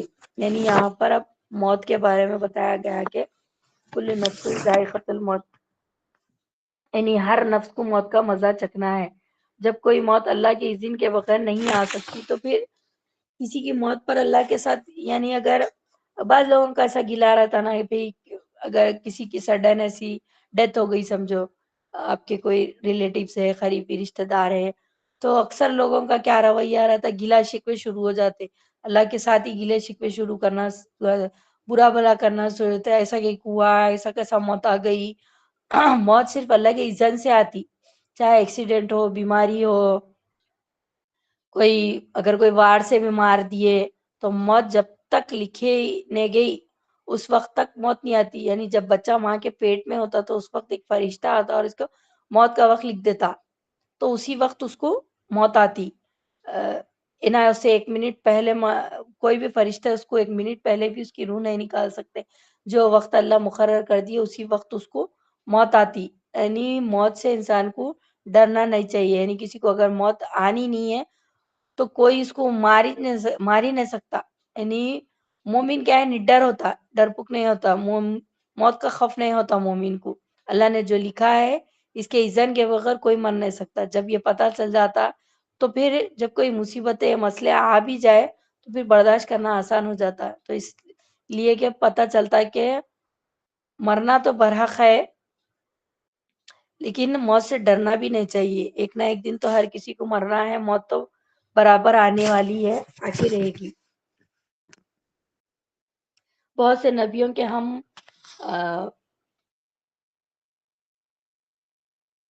بہت سے نبیوں نے جنگ کی، بہت سے اللہ والے جہاد کر چکے ہیں، انہیں بھی اللہ کی راہ میں تکلیفیں پہنچی، لیکن نہ تو انہوں نے ہمت ہاری، نہ سست رہے اور نہ دبے، اور اللہ صبر کرنے والوں کو ہی چاہتا ہے۔ یعنی اس سے پہلے بھی جتنے بھی لوگ، یعنی انبیاء علیہ السلام آئے، ہر ایک کے ساتھ کچھ نہ کچھ مشکلات رہتے تھے، جنگیں ہوتی تھی، لڑائیاں ہوتی تھی۔ آپ تاریخ اٹھا کے دیکھ لو، یعنی پہلی بار جو جنگ ہوئی ایسا ہو رہا کہ یعنی یہ اپنے ساتھ ہی ہوا، یعنی آپ صلی اللہ علیہ وسلم کو تسلی دے رہے ہیں کہ یہ ایسا آپ کے ساتھ ہی نہیں ہوا، بلکہ جتنے بھی انبیاء ہیں ان کے ساتھ تکلیفیں مصیبتیں، سارے نبیوں کے حالات سیم نہیں ہوتے تھے، بلکہ ہر ایک کی اپنی اپنی الگ الگ رہتے تھے. تو مسلمانوں کو یہ لیسن دیا گیا کہ تم سے پہلے بھی نبی آئے تھے اور ان کے ساتھ اللہ والوں نے مل کر جنگ کی تھی. یعنی صحابہ کو یہاں پہ یہ بتا رہے کہ تم سے پہلے بھی جو نبی آئے تھے ان کے بھی ساتھ، یعنی ان کے بھی ماننے والے تھے، وہ لوگ بھی اللہ کی راہ میں لڑے، وہ لوگ بھی اللہ کے ساتھ، یعنی جو کافر تھے، جو وہ تھے ان لوگوں کے ساتھ وہ لوگ بھی ڈٹ کے مقابلہ کرے. تو یہاں پہ اللہ تعالیٰ تسلی دے رہے ہیں کہ ہر نبی کے ساتھ کوئی نہ کوئی ایسے حالات ہوتے ہیں. وہ یہی کہتے ہیں رہے کہ اے پروردگار ہمارے گناہوں کو بخش اور ہم سے ہمارے کاموں میں جو بیجا زیادتی ہوئی ہے اسے بھی معاف فرما اور ہمیں ثابت قدمی عطا فرما اور ہمیں کافروں کی قوم پر مدد دے. یعنی وہ دعا ایسی کرتے تھے کہ اے اللہ ہمیں بخش دے، یعنی ہماری مدد فرما، ہمیشہ یہ دعا مانگتے تھے. اللہ تعالیٰ نے انہیں دنیا کا ثواب بھی دیا اور آخرت کے ثواب کی خوبی بھی عطا فرمایا، اور اللہ تعالیٰ نیک لوگوں سے محبت کرتا ہے. یعنی آج بھی جو اس طرح اللہ کے راستے میں جم گیا، آج رسول تو نہیں ہے لیکن یہ اس راستے پہ جو بھی چلا تو اللہ تعالیٰ ان کو دنیا اور آخرت دونوں میں بھلائی عطا فرمائے گا. نیک لوگوں، کیونکہ اللہ تعالیٰ نیک لوگوں سے محبت کرتا ہے. آخرت میں بھی ان کے لیے اللہ کی رضا ہے، بخشش ہے، ہر چیز ہے. ایمان والو اگر تم کافروں کی باتیں مانو گے تو وہ تمہیں تمہاری ایڑیوں کے بل پلٹا دیں گے، یعنی تمہیں مرتد بنا دیں گے، پھر تم نامراد ہو جاؤ گے.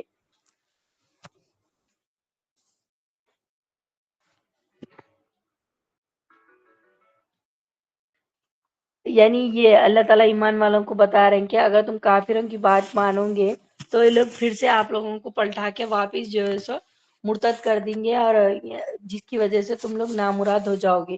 یعنی جو ایمان لائے اگر تم وہ لوگوں کی اطاعت کریں گے تو وہ لوگ پھر سے تمہارے کو اسی یعنی کفر میں مبتلا کر دیں گے، بلکہ اللہ ہی تمہارا مولا اور وہی تمہارا بہترین مددگار ہے. یعنی اللہ تعالیٰ ہی تمہارا بہترین کارساز ہے. ہم عنقریب کافروں کے دلوں میں رعب ڈال دیں گے اس وجہ سے کہ اللہ کے ساتھ ان چیزوں کو شریک کرتے ہیں جس کی کوئی دلیل اللہ نے نہیں اتاری. ان کا ٹھکانہ جہنم ہے اور ان ظالموں کی بری جگہ ہے. یعنی تم یہ یاد رکھنا، لوگ کافروں کی اطاعت اس لیے، کافروں کی اطاعت لوگ اکثر کس لیے کرتے تاکہ یہ ہمارے سپورٹر رہنا، ہمارے کام آسانی سے ہو جانا، یعنی ہماری مدد کرنا. یہ لوگ بلکہ کافروں کی اطاعت کرتے ہیں. اکثر آج دنیا میں آپ دیکھ لیجئے کافروں کی اطاعت اس وجہ سے ہی ہوتی کہ انہوں ہمارے کچھ نہ کچھ کام آئیں گے، ہماری کچھ نہ کچھ ان سے ہماری مدد ہو جائیں گی، دنیاوی کوئی مدد کی خاطر ہی یہ لوگ ایکسپیکٹیشن کرتے کہ ان لوگ ہمارے کام آئیں گے. لیکن اللہ تعالیٰ نے فرما دیے کہ اللہ ہی تمہارا مولا ہے اور اللہ ہی تمہارا ولی ہے، یعنی اللہ تعالیٰ ہی تمہارا بہترین مددگار ہے، یہ لوگ نہیں ہے. ہم عنقریب کافروں کے دلوں میں رعب ڈال دیتے. اللہ تعالیٰ کافروں کے دلوں میں مسلمانوں کے لیے رعب ڈال دیں گے، اور ان کا یعنی کافروں کا ٹھکانہ جہنم ہے اور یہ بہت بری جگہ ہے. اللہ تعالیٰ نے تم سے اپنا وعدہ سچا کر دکھایا جبکہ تم اس کے حکم سے انہیں کاٹ رہے تھے، یہاں تک کہ جب تم نے پست ہمتی اختیار کی اور کام میں جھگڑنے لگا، نافرمانی کی اس کے بعد کہ اس نے تمہاری چاہت کی چیزیں تمہیں دکھا دی. تم میں سے بعض دنیا چاہتے تھے اور بعض کا ارادہ آخرت کا تھا، تو پھر اس نے تمہیں ان سے پھیر دیا تاکہ تم کو آزمائے. یقیناً اللہ تعالیٰ یقیناً اس نے تمہاری لغزش سے درگزر فرما دیا، اور ایمان والوں پر اللہ تعالیٰ کے بڑے فضل والا ہے. یعنی اللہ نے اپنا وعدہ پورا فرمایا جب تم ان کو قتل کر رہے تھے. یعنی عہد میں پہلے مسلمانوں کو تو پہلے فتح مل گئی تھی، کافر بھاگ رہے تھے. یعنی یعنی مسلمان غالب ہو گئے تھے پہلے جنگ عہد میں، تو کافر کیا ہوئے تھے، بھاگ گئے تھے، بزدلی دکھا کے بھاگ گئے تھے. تو جس وقت آپ صلی اللہ علیہ وسلم کے حکم کی نافرمانی کی، یعنی جو واقعہ میں بتائی تھی کہ آپ صلی اللہ علیہ وسلم کسی کو ٹھہرنے کا حکم دیے تھے، وہ جگہ سے ہٹا مت، بلکہ یعنی آپ صلی اللہ علیہ وسلم کی اطاعت میں نافرمانی ہو گئی تھی. یعنی آپ صلی اللہ علیہ وسلم کی بات نہیں مان کے کمزوری میں آپس میں جھگڑا شروع ہو گیا کہ ارے ہم نے ہٹے، آپ صلی اللہ علیہ وسلم جو بولے وہ نہیں سنے. جب اللہ کے حکم کو توڑا جاتا یا نبی کی اطاعت سے منہ موڑا جاتا تو تعویلیں شروع ہو جاتی ہے نافرمانی کی. اس کے بعد تو اللہ تعالیٰ نے دکھا دیا کہ یعنی وہ لوگ فتح ہو گئی سمجھ کے مال غنیمت لوٹنے میں چلے گئے. تو اللہ تعالیٰ بتا دیے کہ تو اس سے پتہ چلتا ہے کہ جو آپس میں اختلاف ہوتا وہ انسان کے لیے نقصان دہ ثابت ہوتا.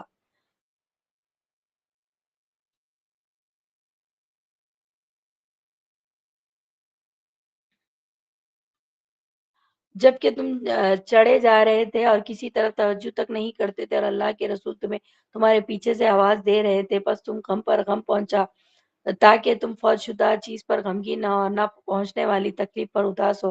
اللہ تعالیٰ تمہارے تمام اعمال سے خبردار ہے. یعنی آپ صلی اللہ علیہ وسلم ان لوگ کو پکار رہے بھی تھے، پیچھے سے آواز بھی دے رہے تھے کہ تم مڑ کے دیکھ بھی نہیں رہے تھے. وہ لوگ یعنی ادھر ادھر منتشر ہو گئے سمجھو لوگ پورے. تو اللہ تعالیٰ یعنی یہ بتا دیے کہ یعنی جو چیز ہو گئی یعنی اس نے تمہارے اوپر غم کے بعد غم دیا، ایک کے بعد ایک ان کے اوپر مصیبتیں آ رہی تھی. تو یعنی جو جنگ احد میں یہ لوگ جو لوگ آپ صلی اللہ علیہ وسلم کی یعنی جو کمزور مسلمان تھے، جو آپ صلی اللہ علیہ وسلم کی بات نہیں مان کے ادھر ادھر منتشر ہو گئے، اس کے بارے میں ہے یہ.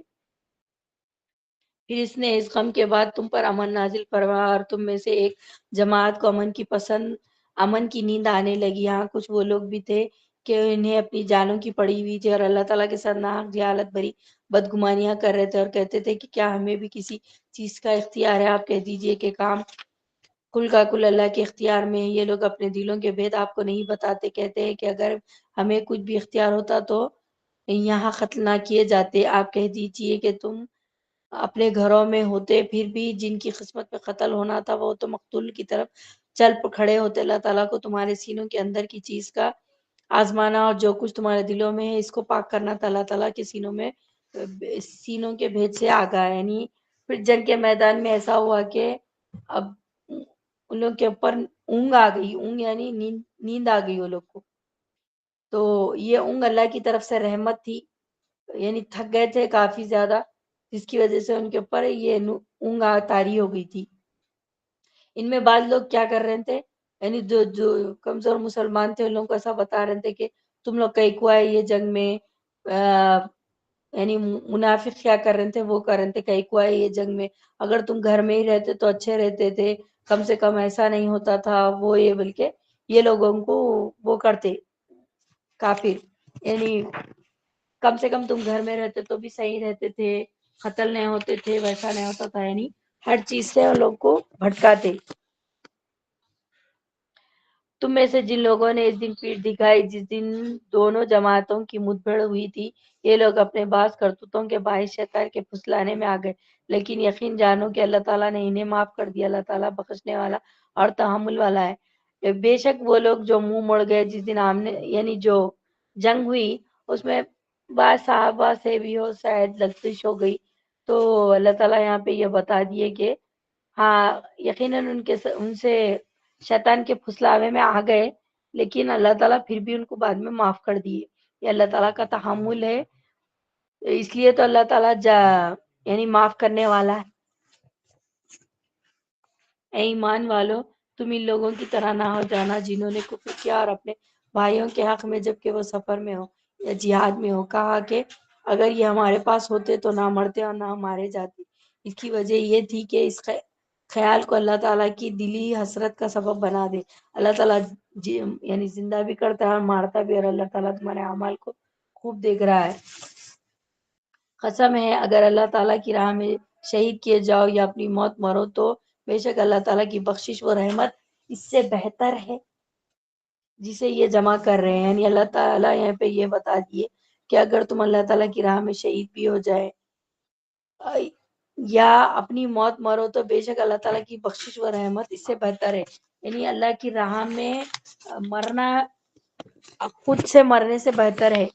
یعنی خود بخود گھر میں بھی رہ کے اگر موت آ جاتی تو اس سے بہتر ہے کہ تم اللہ تعالیٰ کی یعنی راہ میں مر جاؤ. یعنی اللہ تعالیٰ یہاں پہ تسلی دے رہے ہیں کہ اگر مارے گئے تم اللہ کے راستے میں یا مر گئے تو بھی تمہارے کو اجر ہے. یعنی ایک طرف اللہ کی مغفرت اور اس کی رحمت ہے، اور ایک طرف بہتر ہے کہ اس سے جو تم جمع کر رہے ہو، ہر چیز دنیا کی اللہ کے راستے میں، یعنی موت اللہ کے دین کی خاطر مرے، اس کی سربلندی کے لیے جنگ کرے، لڑے، کچھ بھی اگر اللہ کے لیے کرے تو وہ زیادہ بہتر ہے۔ یقیناً خواہ تم مر جاؤ یا مارے جاؤ تو اللہ تعالیٰ کی طرف ہی جمع کیے جاؤ گے، یعنی یہی بتا رہے ہیں اللہ تعالیٰ کہ تم خود مر جاؤ یا مارے جاؤ اللہ کے راستے میں تو یہ زیادہ بہتر ہے۔ اللہ تعالیٰ کی رحمت کے باعث آپ ان پر نرم دلے، اور اگر آپ بد زبان اور سخت دل ہوتے تو یہ سب آپ کے پاس سے چھٹ جاتے، سو آپ ان سے درگزر کرے اور ان کے لیے استغفار کرے اور کام کا مشورہ ان سے کیا کرے۔ پھر جب آپ کا پختہ ارادہ ہو جائے تو اللہ تعالیٰ پر بھروسہ کرے، بے شک اللہ تعالیٰ توکل کرنے والوں سے محبت کرے۔ اب یہاں آپ صلی اللہ علیہ وسلم کی خصوصیت بتائی جا رہی، یعنی آپ صلی اللہ علیہ وسلم کی صفات بتائی جا رہی کہ یعنی جب یہ جنگ ہوئی، جو بھی یہ لوگ سے غلطی بھی ہو گئی، اس کی وجہ سے بڑا نقصان ہوا، یعنی یہ اللہ تعالیٰ کی رحمت بھی تھی کہ آپ صلی اللہ علیہ وسلم ان کے اوپر نرم ہے، یعنی آپ صلی اللہ علیہ وسلم ان لوگ کو درگزر کر دیے۔ یعنی اس سے ہمیں بھی یہ سبق ملتا ہے کہ اگر کوئی نرم پولائٹ ہے، اس کی کوئی خوبی، یہ اس کی کوئی خوبی نہیں ہے، یہ اللہ تعالیٰ کی رحمت ہے۔ یعنی کوئی انسان اگر نرم ہے، اچھے دل کا ہے تو یہ اللہ تعالیٰ کی رحمت ہے، اپنے اوپر یہ اللہ تعالیٰ کی رحمت ہے، سمجھ لینا چاہیے۔ اور جو سخت ہے، جس کی زبان میں سختی ہے، وہ یہ سمجھ لے کہ یہ اللہ تعالیٰ کی رحمت سے دوری ہے۔ یعنی انسان اگر اچھے اخلاق سے، اچھے برتاؤ سے اگر پیش آ رہا، پولائٹ ہے، ہر کسی کے ساتھ اچھا ہے، تو یہ سمجھ لینا چاہیے کہ یہ اللہ تعالیٰ کی رحمت ہے۔ لیکن جو کوئی اتنا سخت ہے، اس کی زبان میں سختی ہے، بات کر رہے ہیں تو ایسی کر رہے ہیں کہ ہر کوئی آپ سے دور ہو جا رہا، تو یہ اللہ تعالیٰ کی رحمت سے دوری ہے۔ سختی زبان کی کوئی اچھی چیز نہیں ہے، یعنی نرمی اللہ تعالیٰ کو پسند ہے، اس لیے اس کو اپنی رحمت کہا، اور یہ رحمت اپنی نبی کو عطا فرمایا اللہ تعالیٰ۔ یہ آپ صلی اللہ علیہ وسلم کو یہ ایک رحمت ہے آپ صلی اللہ علیہ وسلم کے اوپر بھی کہ آپ صلی اللہ علیہ وسلم بہت نرم مزاج تھے، تو اسے پتہ چلتا ہے کہ یہ تو بڑی پسندیدہ چیز ہے، کسی کو اگر مل جائے تو حدیث میں آتا ہے کہ جس میں یہ خوبی ہوگی اس پر اللہ نے جہنم کو حرام قرار دیا ہے۔ جو لوگوں سے یعنی جو لوگوں کے ساتھ معاملہ کرنا اتنا مشکل ہوتا، بعض لوگ تو بات کرتے بھی اتنے سخت زبان ہوتے ہیں کہ ان سے بات کرنے بھی لوگ ڈرتے، کس وجہ سے؟ اماں ان سے اگر بات کرے تو اتنے سخت ہے تو اس سے بہتر ہے کہ بات ہی نہیں کرنا۔ تو انسان کی زبان سے ہی معلوم ہو جاتا ہے کہ انہیں نرم ہے یا سخت ہے۔ کئی لوگ ایسے سخت مزاج رہتے کہ آگے والے اتنا ڈرتے ان لوگ سے کہ بات کرنے سے ڈرتے، اماں وہ ان کو چھیڑے تو پھر مشکل ہو جاتی، بلکہ ان کو چھیڑتے ہی نہیں۔ اور جو قریب ہو، اور بعض لوگ ایسے ہوتے ہیں کہ ہم سب سے نہیں ملتے، بس اپنے ہی میں رہتے۔ بعض لوگ ایسے بھی رہتے کہ جانے دو، کسی کو کچھ نہیں بولنا، بس اپنے ہی میں رہتے۔ تو ایسا نہیں ہے، بلکہ لوگوں میں رہنا تو ہے، یہ تو ہے، لیکن یہ خوبی رہنا چاہیے کہ ہم اگر کسی سے بات کریں بھی تو ایسی بات کرنا کہ یعنی پولائٹ طریقے سے بات کرنے کا، یعنی یہ بھی ایک اخلاق بتا دیے اللہ تعالیٰ یہاں۔ یعنی اس سے یہ بھی پتہ چلتا کہ کیسے انسان کی زبان ہونی چاہیے، یعنی آپ صلی اللہ علیہ وسلم کی خوبی بتا دیے کہ اب صحابہ سے اگر غلطی بھی ہو گئی تو آپ صلی اللہ علیہ وسلم درگزر کر دیے، معاف کر دیے، اور پھر ان سے مشورے بھی لیتے تھے، ہر چیز کرتے تھے آپ صلی اللہ علیہ وسلم۔ ایسا نہیں کہ اب ان سے غلطی ہو گئی تو اب ان کو سزا دے رہی، بلکہ ان کو، یعنی آپ صلی اللہ علیہ وسلم سخت کلام والے نہیں تھے۔ اب یعنی آپ صلی اللہ علیہ وسلم نہ بازاروں میں شور مچاتے پھرتے تھے، نہ برائی کا بدلہ برائی سے دینے والے تھے، درگزر کرنا، معاف کرنا، یہ آپ کی خوبی تھی۔ تو اسے ہمیں بھی پتہ چلتا ہے کہ ہمیں بھی معاف کرنے والا، درگزر کرنے والا بننا چاہیے، لوگوں سے مشورہ لینے والا۔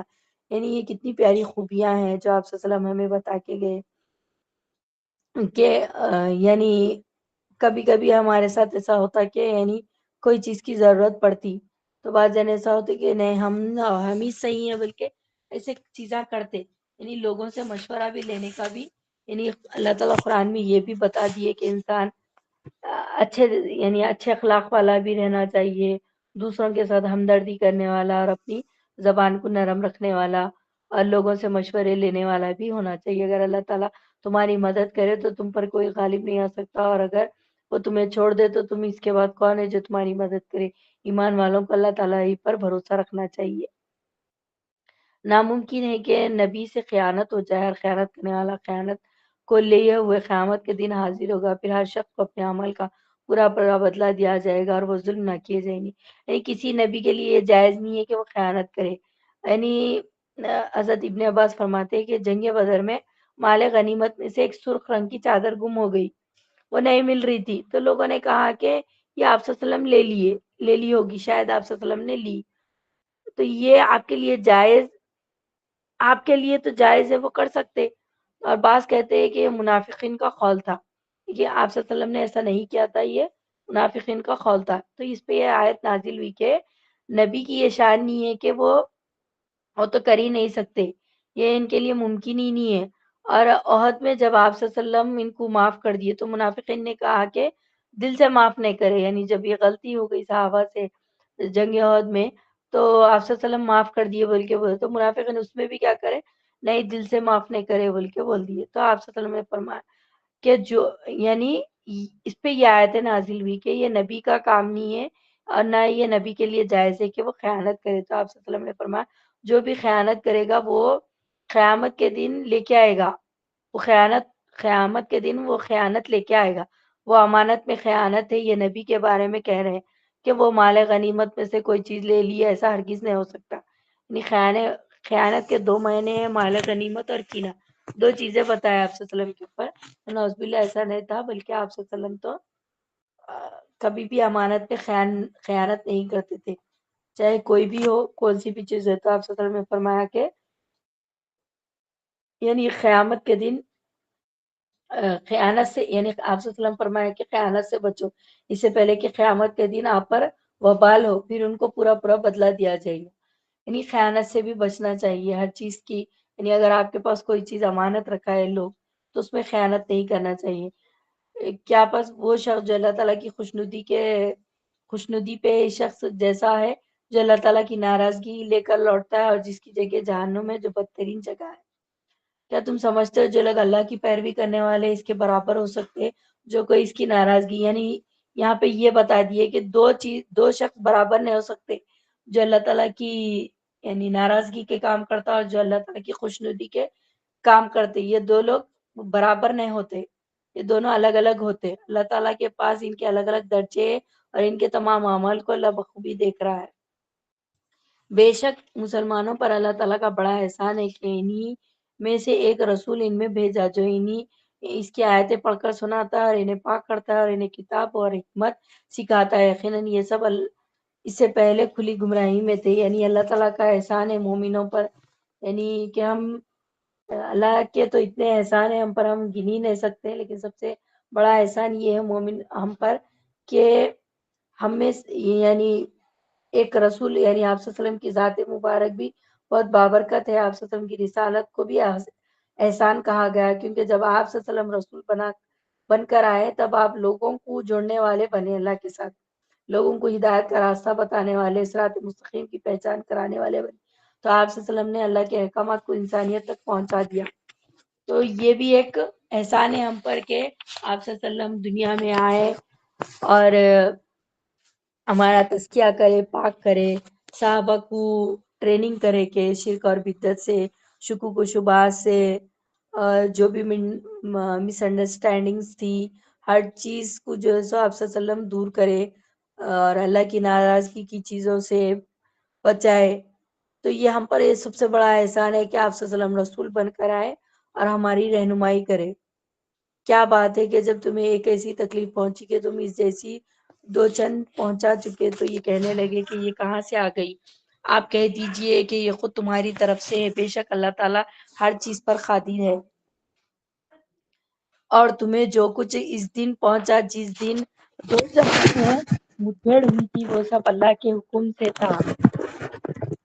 یعنی یہ بتا دیے کہ یہ جو بھی ہوا تھا اس دن، یہ اللہ تعالیٰ کی طرف سے، یعنی جو جماعتیں جو تھی نا، یعنی جنگ احد میں جو ہوا تھا نا، اس کے بارے میں بتا رہے کہ ایسا ہوا. بلکہ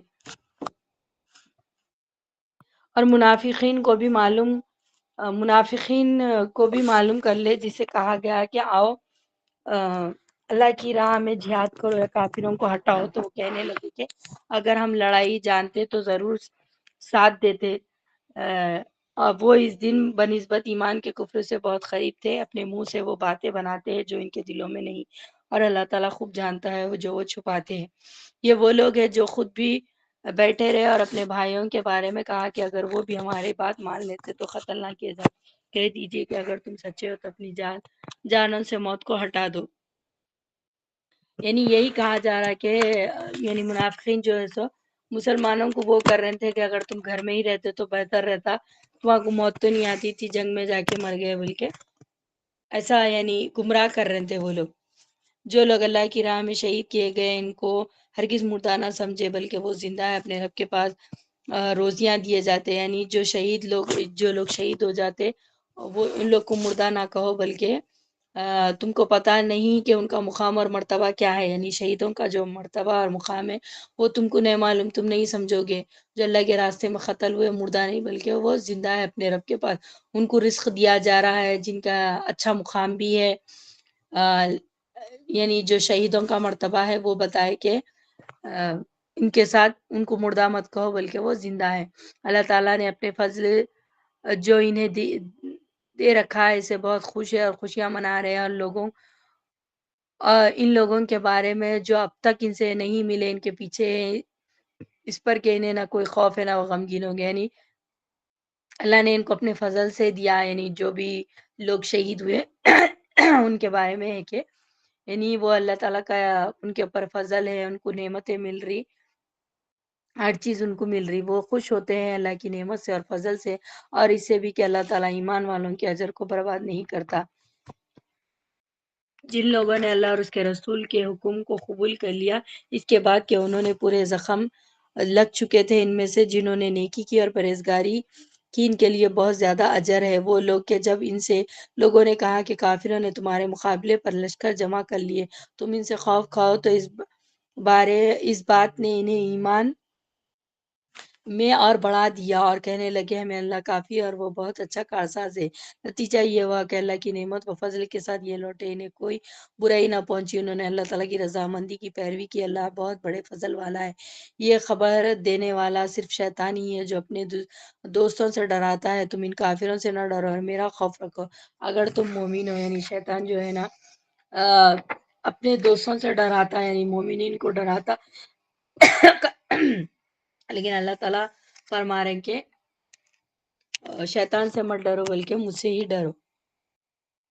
کفر میں آگے بڑھنے والے لوگ تجھے غمناک نہ کرے، یقین مانو کہ اللہ تعالیٰ کا کچھ نہیں بگاڑ سکیں گے۔ اللہ تعالیٰ کا ارادہ ہے کہ ان کے لیے آخرت میں کوئی حصہ عطا نہ کرے اور ان کے لیے بڑا عذاب ہے۔ کفر کو ایمان کے بدلے میں خریدنے والے ہرگز اللہ تعالیٰ کا کوئی نقصان نہیں پہنچا سکتے، اور نہ ہی ان کے لیے دردناک عذاب ہے۔ کافی لوگ ہماری دی ہوئی مہلت کو اپنے حق میں بہتر نہ سمجھے، یہ مہلت تو اس لیے ہے کہ وہ گناہوں میں بڑھ جائے، اس لیے ہے کہ ذلیل کرنے والا عذاب، یعنی اللہ تعالیٰ یہاں پہ بتا دیے کہ یہ کافر جو ہے نا خوش نہ ہو، یعنی اللہ تعالیٰ جو ہے کافروں کو دنیا میں ڈھیل دے رہے، مہلت دے رہے، شاید توبہ کر لے، اگر توبہ نہ بھی کرے تو وہ اپنے گناہوں میں اور بڑھ جائے، تاکہ پھر قیامت میں ان کو اور دگنا عذاب ہو۔ جس حال میں تم ہو اس پر اللہ ایمان والوں کو نہ چھوڑ دے گا جب تک کہ یہ پاک اور ناپاک کو الگ نہ کر دے۔ اللہ تعالیٰ ایسا ہے کہ تمہیں غیب سے آگاہ کر دے، بلکہ اللہ تعالیٰ اپنے رسولوں میں سے جس کا چاہے انتخاب کر لیتا ہے، اس لیے تم اللہ تعالیٰ پر اور اس کے رسولوں پر ایمان رکھو۔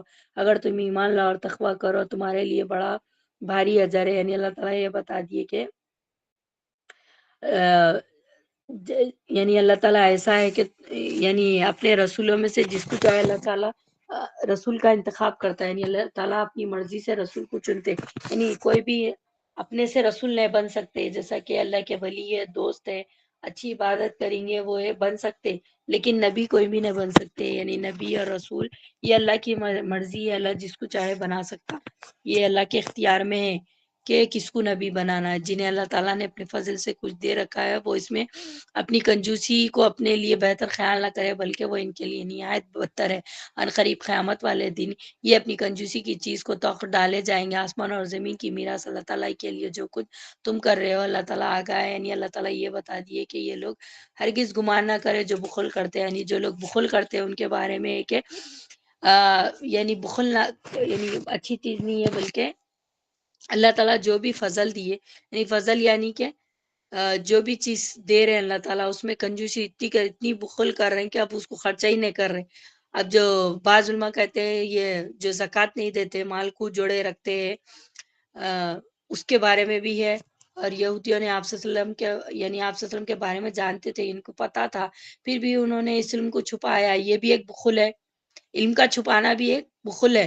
آپ کے پاس علم ہے، حق بات ہے، آپ کو پتا ہے، پر آپ اس کو چھپا رہے تو یہ علم کا بخل ہے. اور مال میں بخل یعنی زکوٰۃ دینا، غریبوں مسکینوں رشتہ داروں کو یہ نہیں کرنا، یہ مال کا بخل ہے. علم کا بھی بخل ہے. آپ کے پاس علم آ گیا، اب آپ کو کوئی چیز معلوم ہو گئی تو آپ کا کام ہے وہ دوسروں تک پہنچا دینا، اپنے تک نہیں رکھ لینا چاہیے، بلکہ یہ بھی ایک بخل ہو جاتا ہے. یقیناً اللہ تعالیٰ نے ان لوگوں کے قول بھی سنا جنہوں نے کہا کہ اللہ تعالیٰ فقیر ہے اور ہم تو تونگر ہیں. نعوذ باللہ، ان کے اس قول کو ہم لکھ لیں گے اور ان کو انبیاء کو بلا وجہ قتل کرنا بھی، اور ہم نے ان سے کہیں گے کہ جلنے والا عذاب چکو. یعنی نعوذ باللہ یہ لوگ کیا کرتے تھے، ایسا بتاتے تھے کہ اللہ نے ان کی یہ بات سن لی. وہ لوگ یہ بولتے تھے کہ بعض باتیں ایسی بری باتیں کرتے تھے کہ اللہ کی ناراضگی کا سبب بن جاتی تھی. یعنی ایکشن نہیں کر رہے ہیں، کچھ بھی نہیں کر رہے ہیں، لیکن منہ سے ایسی باتیں کر رہے ہیں.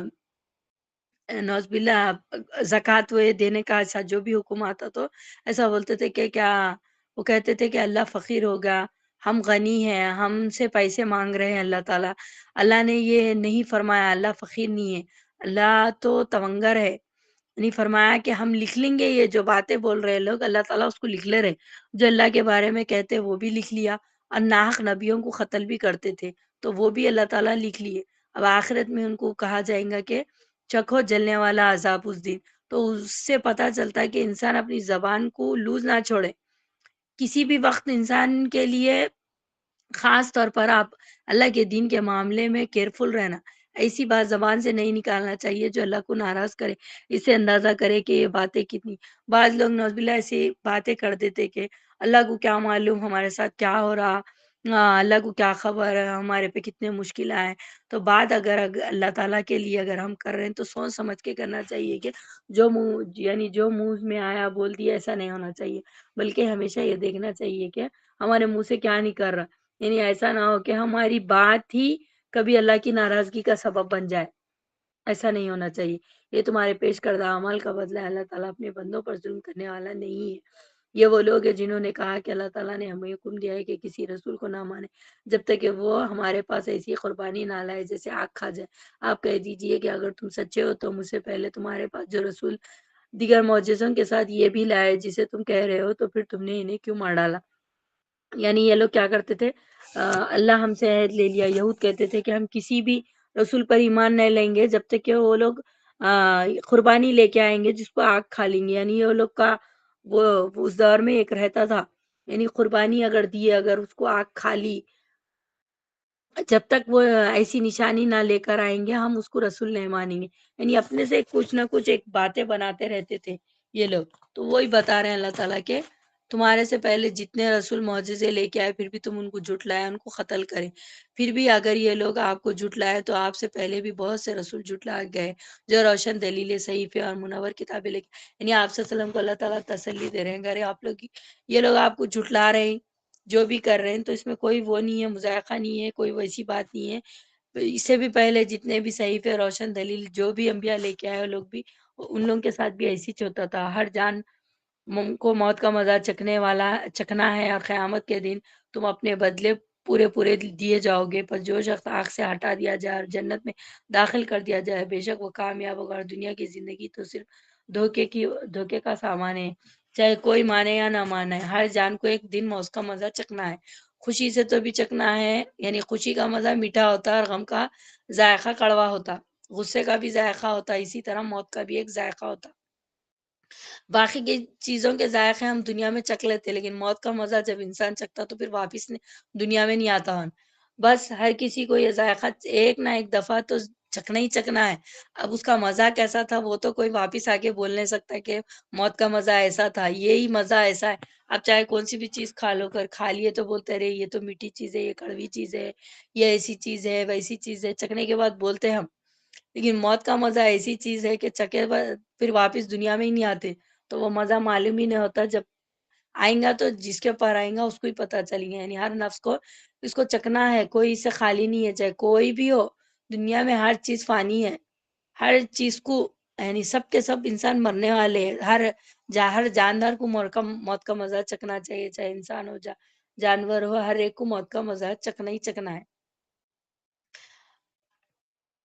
یقیناً تمہارے مالوں اور جانوں سے تمہاری آزمائش کی جائے گی، اور یہ بھی یقین ہے کہ تمہیں ان لوگوں کی جو تم سے پہلے کتاب دیے گئے اور مشرکوں کی بہت سی دکھ دینے والی باتیں بھی سننی پڑے گی، اور اگر تم صبر کر لو اور پرہیزگاری اختیار کرو تو یقیناً بہت بڑی ہمت کے کام ہے۔ اور اللہ تعالیٰ نے جب اہل کتاب سے عہد لیا کہ تم اسے سب لوگوں سے ضرور بیان کرو گے اور اسے چھپاؤ گے نہیں، تو پھر بھی ان لوگوں نے اس عہد کو اپنی پیٹھ پیچھے ڈال دیا اور اسے بہت کم قیمت پر بیچ ڈالا۔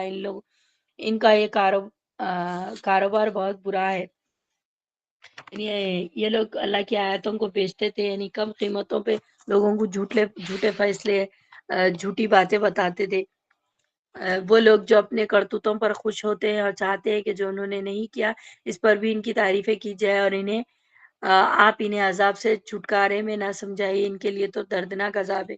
یعنی اللہ تعالیٰ یہاں پہ بتا دیے کہ کبھی ہرگز خیال نہ کرے کہ وہ جو خوش ہو رہے، یعنی ان کی جو جھوٹی تعریف ہو رہی، ان کے لیے کبھی خوش نہ ہو، ان کے لیے ہمیشہ دردناک عذاب ہے۔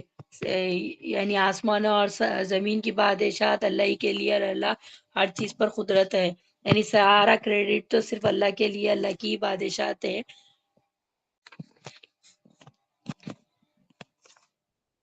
آسمانوں اور زمین کی پیدائش میں اور رات اور دن کے ہیر پھیر میں یقیناً عقل مندوں کے لیے نشانی ہے۔ یعنی حدیث میں آتا ہے کہ آپ صلی اللہ علیہ وسلم جب تہجد میں آل عمران کی یہ جو آخری رکی کی یہ جو تلاوت ہے، یعنی ان فی خلق السماوات والارض واختلاف اللیل والنہار لآیات لأولی الالباب، یہ جو آیتیں ہیں نا، یہ آخری رکو جو ہے آل عمران کا، اس کو جو آپ صلی اللہ علیہ وسلم تہجد میں تلاوت کرتے تھے، یہ 11 آیتیں۔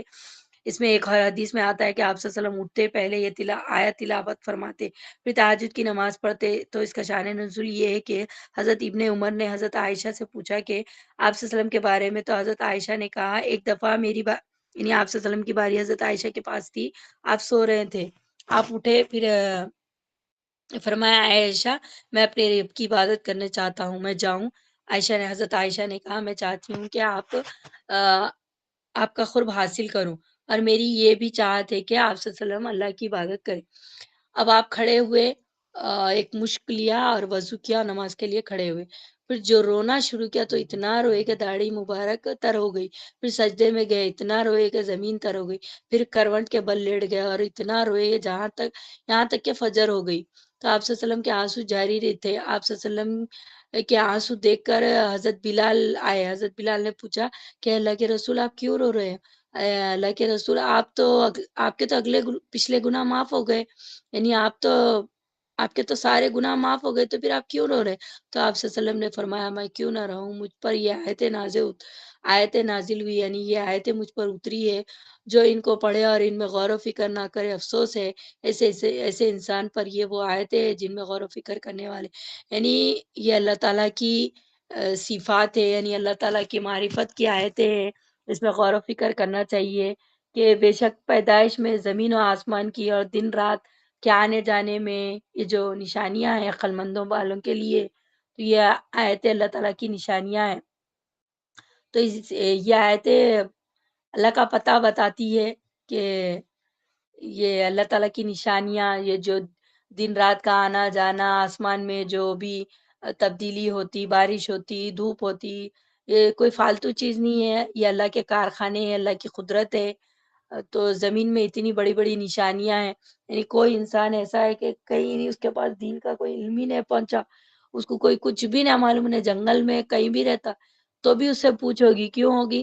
کیونکہ اس اللہ تعالیٰ کی قدرت کائنات وہ تو کہیں بھی ایسی کوئی جگہ ہی نہیں ہے جہاں پہ اللہ تعالیٰ کی کائنات نہ ہو، بلکہ ہر انسان اس میں غور و فکر کر سکتا۔ تو اس سے بھی پوچھو گی جو اللہ تعالیٰ کا ذکر کھڑے اور بیٹھے اور اپنے کروٹوں پر لیٹے ہوئے کرتے اور آسمان اور زمین کی پیدائش میں غور و فکر کرتے اور کہتے کہ اے ہمارے رب، تو نے یہ فائدہ تو نے یہ بے فائدہ نہیں بنایا، تو پاک ہے، پس ہمیں آگ کے عذاب سے بچا لے۔ اے ہمارے پالنے والے، تو جسے جہنم میں ڈالے یقینا تو نے اسے رسوا کیا اور ظالموں کا مددگار کوئی نہیں۔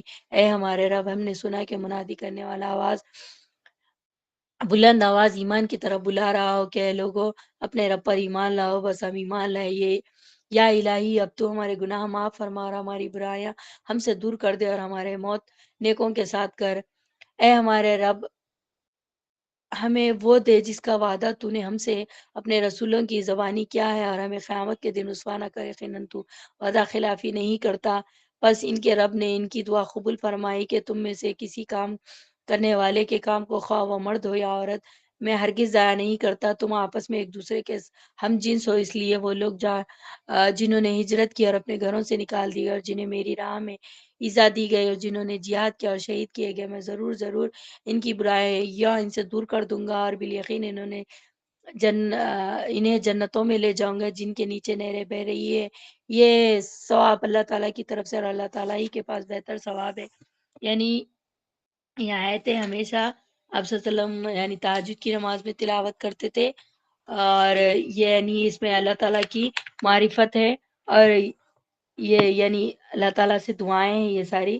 یعنی جب یہ 5 دعائیں کی تو اللہ تعالیٰ جواب میں کیا کر رہے ہیں کہ یعنی مرد اور عورت جو ہے اجر میں برابر ہے، یعنی چاہے نماز پڑھو، روزہ رکھو، زکوٰۃ دیو، حج کرو، یہ سارے یہ جتنے بھی عبادات ہیں اس میں سب برابر ہے، مرد عورت۔ تم میں بعض میں سے یعنی اللہ تعالیٰ ہر ایک کو ایک الگ الگ ذمہ داری دی۔ ہر عورت کو ایک باپ ضروری ہے پیدا ہونے کے لیے، اور ہر مرد کو ایک ماں ضروری ہے پیدا ہونے کے لیے۔ یعنی اللہ تعالیٰ یہاں پہ ایک لسٹ دے دیے، جو بھی کام کریں گے اس کا اللہ نے کیا درجہ رکھا ہے۔ یعنی عورت اور مرد برابر نہیں ہے، نہیں، بلکہ مرد اور عورت اللہ کی عبادت میں برابر ہے، بلکہ دنیاوی اعتبار سے یہ جو اللہ تعالیٰ جس کے اوپر جو ذمہ داری رکھے، یعنی مرد کو الگ رکھے، عورت کے الگ اوپر الگ ذمہ داریاں وہ الگ ہے، لیکن اللہ کی عبادت میں دونوں برابر ہے۔ تجھے کافروں کا شہروں میں چلنا پھرنا فریب میں نہ ڈال دے، یہ تو بہت ہی تھوڑا فائدہ ہے، اس کے بعد ان کا ٹھکانہ تو جہنم ہے، وہ بری جگہ ہے۔ یعنی کافروں کا شہروں میں چلنا پھرنا، ان کی یعنی ترقیاں دیکھنا، یہ جو ان کی شان و شوکت ہے، یعنی ان کا جو ٹپ ٹاپ پن ہے، جو دیکھ کر یعنی لوگ اسے دھوکہ نہ کھائے بلکہ متاثر نہ ہو، بلکہ اللہ تعالیٰ یہ فرما دیے کہ یہ تھوڑے دن کا ہے، آخر میں ان کو جہنم میں ہی جانا ہے۔ لیکن جو لوگ اپنے رب سے ڈرتے رہے، ان کے لیے جنتیں، ان کے نیچے نہریں بہ جاری ہیں، ان میں وہ ہمیشہ رہیں گے۔ یہ مہمانی اللہ کی طرف سے اور نیکوکاروں کے لیے جو اللہ تعالیٰ کے پاس ہے وہ بہت بہتر ہے۔ یقیناً اہل کتاب میں سے بعض ایسے بھی ہے جو اللہ تعالیٰ پر ایمان لاتے ہیں، اور تمہاری طرف جو اتارا گیا ہے اور ان کی جانب جو نازل ہوا اس پر بھی اللہ تعالیٰ سے ڈرتے، اور اللہ تعالیٰ کی آیتوں کو تھوڑی قیمت پر بیچتے بھی ہیں۔ ان کا بدلہ ان کے رب کے پاس، یقیناً اللہ تعالیٰ جلد حساب لینے والا۔ اے ایمان والو، تم ثابت قدم رہو، ایک دوسرے کو تھامے رکھو اور جہاد کے لیے تیار رہو، اور اللہ تعالیٰ سے ڈرتے رہو تاکہ تم مراد کو پہنچ جاؤ۔ اس کے بعد ہے سورہ نساء۔ بسم اللہ الرحمن الرحیم۔